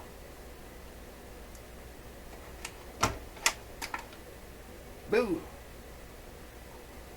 Okay, I'm on 33. I'm on the, that's actually worse, if anything.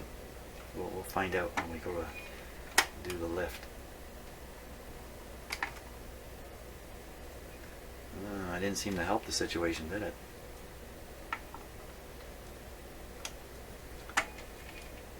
I think it tells us we're in the right area.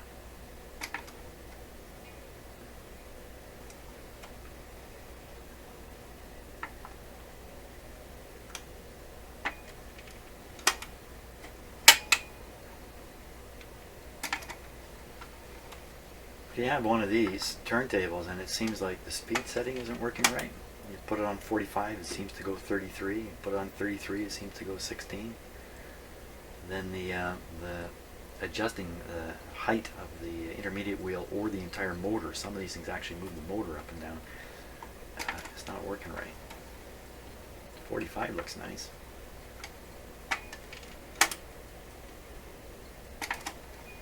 Slight slowdown.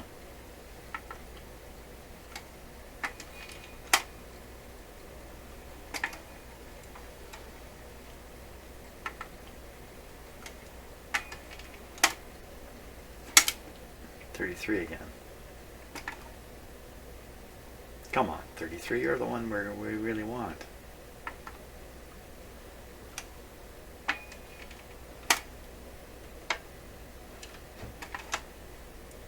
Whew.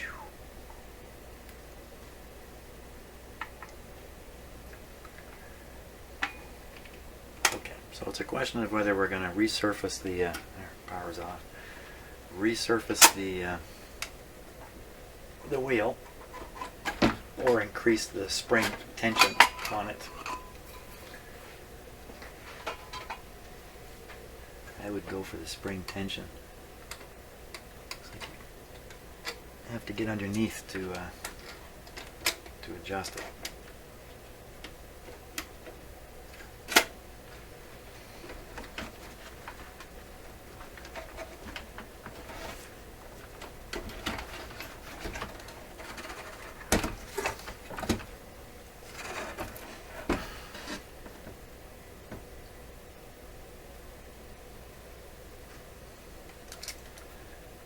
This is the kind of tensioner spring it has.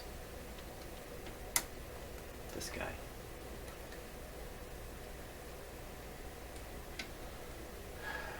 It's not the usual kind. Usually it's just the stretchy type.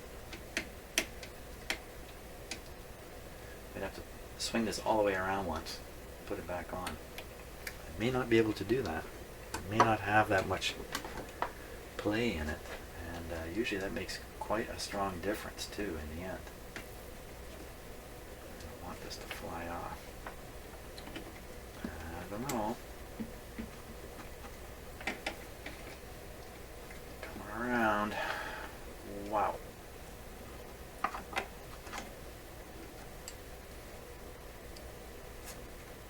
don't think this is really made for this. Maybe I gotta. That feels more normal. That's more what you're looking for. That kind of action.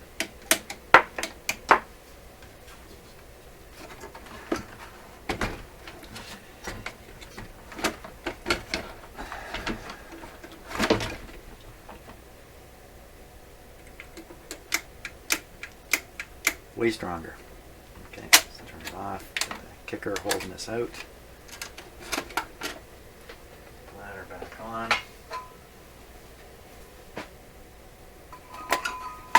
I think maybe the problem with increasing that pressure is you're more likely to get rumble and motor noise coming through with it. Okay, so we're still on 33. There we go. Now, did you see how fast that accelerated? I'll try the finger test. way more strength. Holy smokes, way like triple the strength. Okay. Oh, gotta keep this up. Keep this guy up. Oh, I never did figure out what was going on there. Here we go. 33. Lovely. Here we go. Look at that. No sign of the platter slowing down. Let's go again.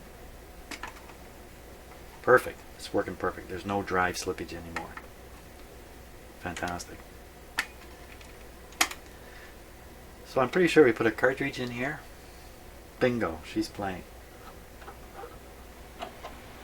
The hiss, you got me as to what that's caused by. Tonal quality, we can't really tell until there's a cartridge in there. But mechanically, we're done. Here, let's see if I can fool it into a 33. I'm watching this piece here move, and when it moves in like that, the record drops.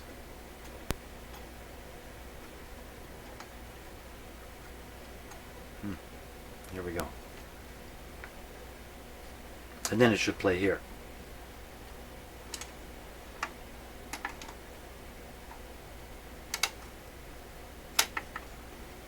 There it is.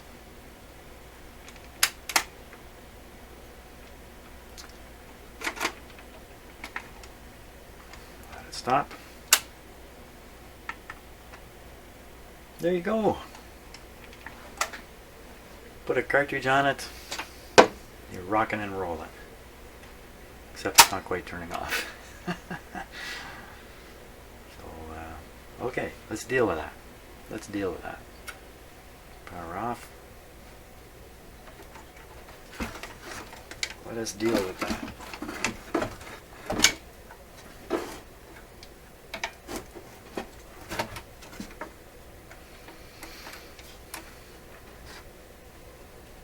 Okay, so here's the mechanism here. It's supposed to drop all the way back to there. Oh, part of it is it's got to push that, it's got to push, can you see down here? Of course you can see down here. This is the part we just sprung up, and the turning of it off pushes against the spring. Now, is there something binding, or is it just a tough go? Let's see.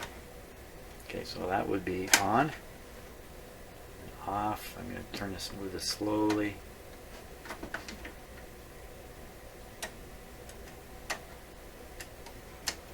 I think I see the spot. It's actually a little ungreased spot way up in here.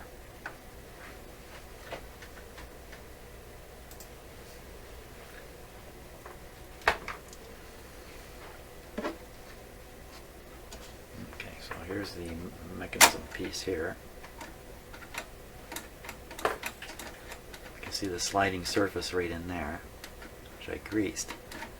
But there's another one down under there. See that right there? That little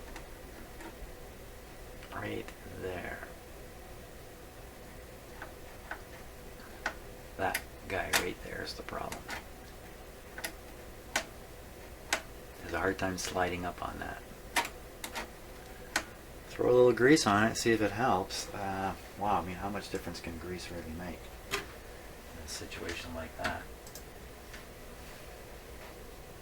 We're about to find out.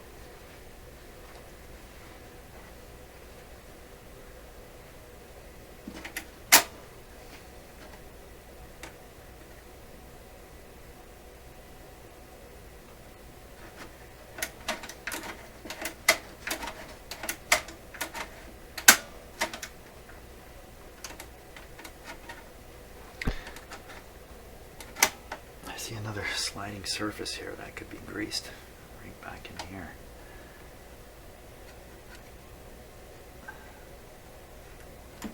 Okay, let's try it. Good. That's it. A little tiny, weeny, teeny bit of grease. Just a matter of getting it in the right spot. Better not talk until I try it. Okay, we're off. free. Oh, right into the mechanism here. The other thing you can do, by the way, is you can turn these by hand and watch the mechanism work, and you can feel yourself what it is the motor is pushing against, how hard it's getting. 33. Oh, it thinks there's a record there. Okay, on. On we come.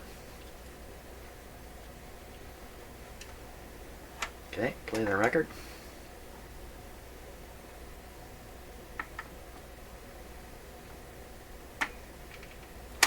Great. End of the record. Is it going to turn off? Oh, it won't turn off like this. Okay, this time it'll turn off. Thinks there's no record. Here we go, watching the switch. Oh! There's a lot in that last little bit.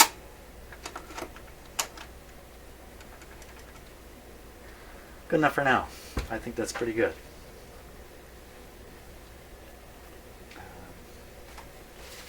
Just a little bit of general cleanup, and I think we're done on this guy pretty well. Wait a minute, this is off and this is still going.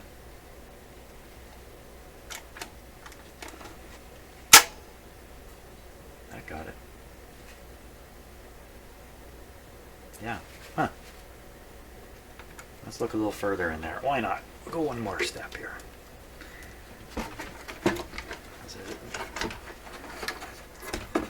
Go a little further in on this. Somewhere it's got to be working a switch. Oh, get the power on here. So I'm looking way down here. You know what? I didn't grease this. I missed a whole bunch of stuff here I was going to do, including the general dousing with WD-40.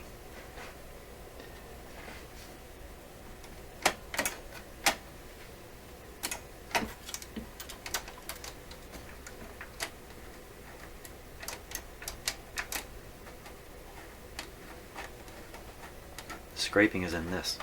Something here is. Okay, it's not that, but maybe when this slider comes over, it's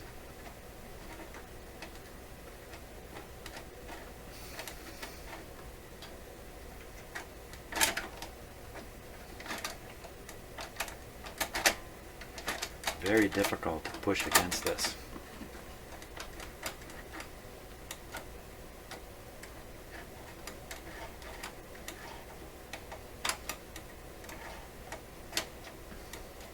I could lighten up this spring here, but if I did, it wouldn't have the pull to pull against this one.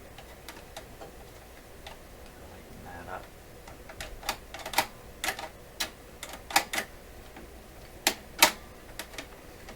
Barely has the pull now. Big whack of dust.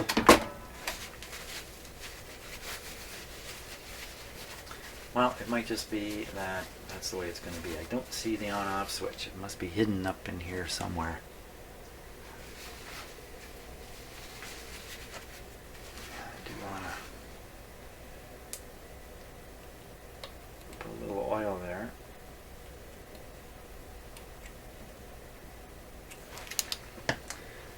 And a little more grease on the situation here.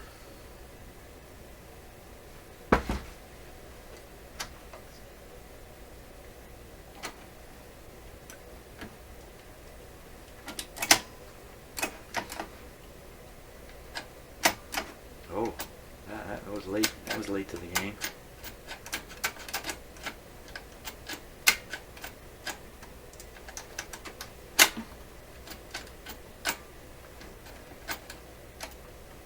These parts might be hanging up where they interfere. They don't normally interfere at all.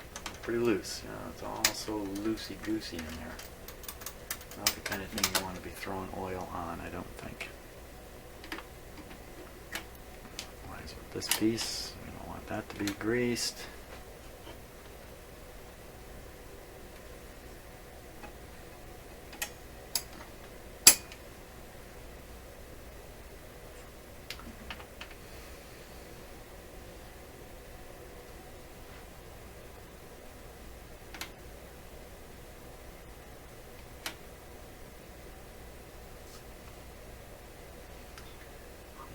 Stick.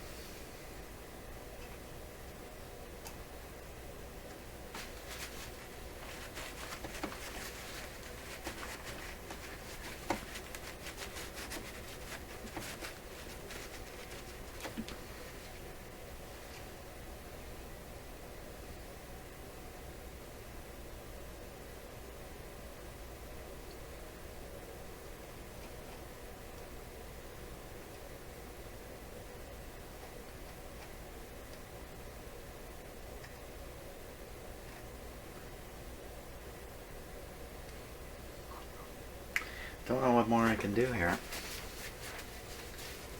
So the off switch doesn't quite shut it off. I'm happy with that.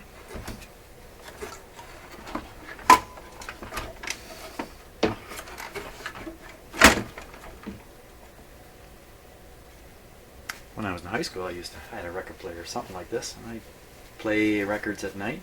I would fall asleep with the record playing. It did have to shut off on its own. But that was then. This is now. This is set to off and it's playing.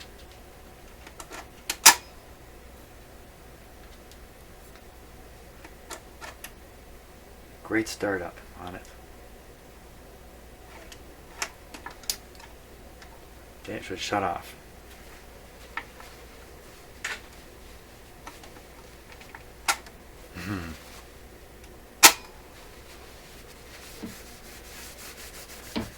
Okie dokie. That'd be it for the Admiral. The Admiral YS-3610. Without the platter top. You could just get a piece of get another record player and just cut the piece to fit on here. It's a little bit small. I don't have one though. There we go. Off. Should be off.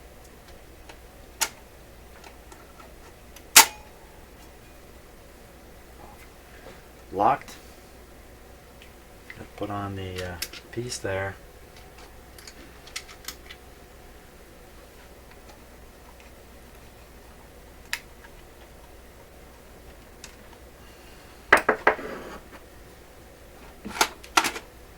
Ooh, I've had a long time in my shop here this morning. There we go.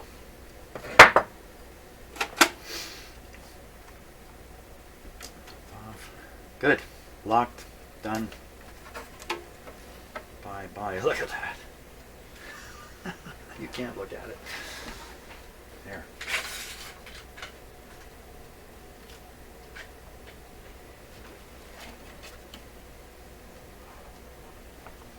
Lots of stuff in there. Maybe I'll leave it like this. I'm going to leave it like this and I'll clean it out, vacuum it out a little later today. So thanks so much. Hope you enjoyed that one. And I'm pretty sure, new cartridge, this guy's going to be working quite well. See ya.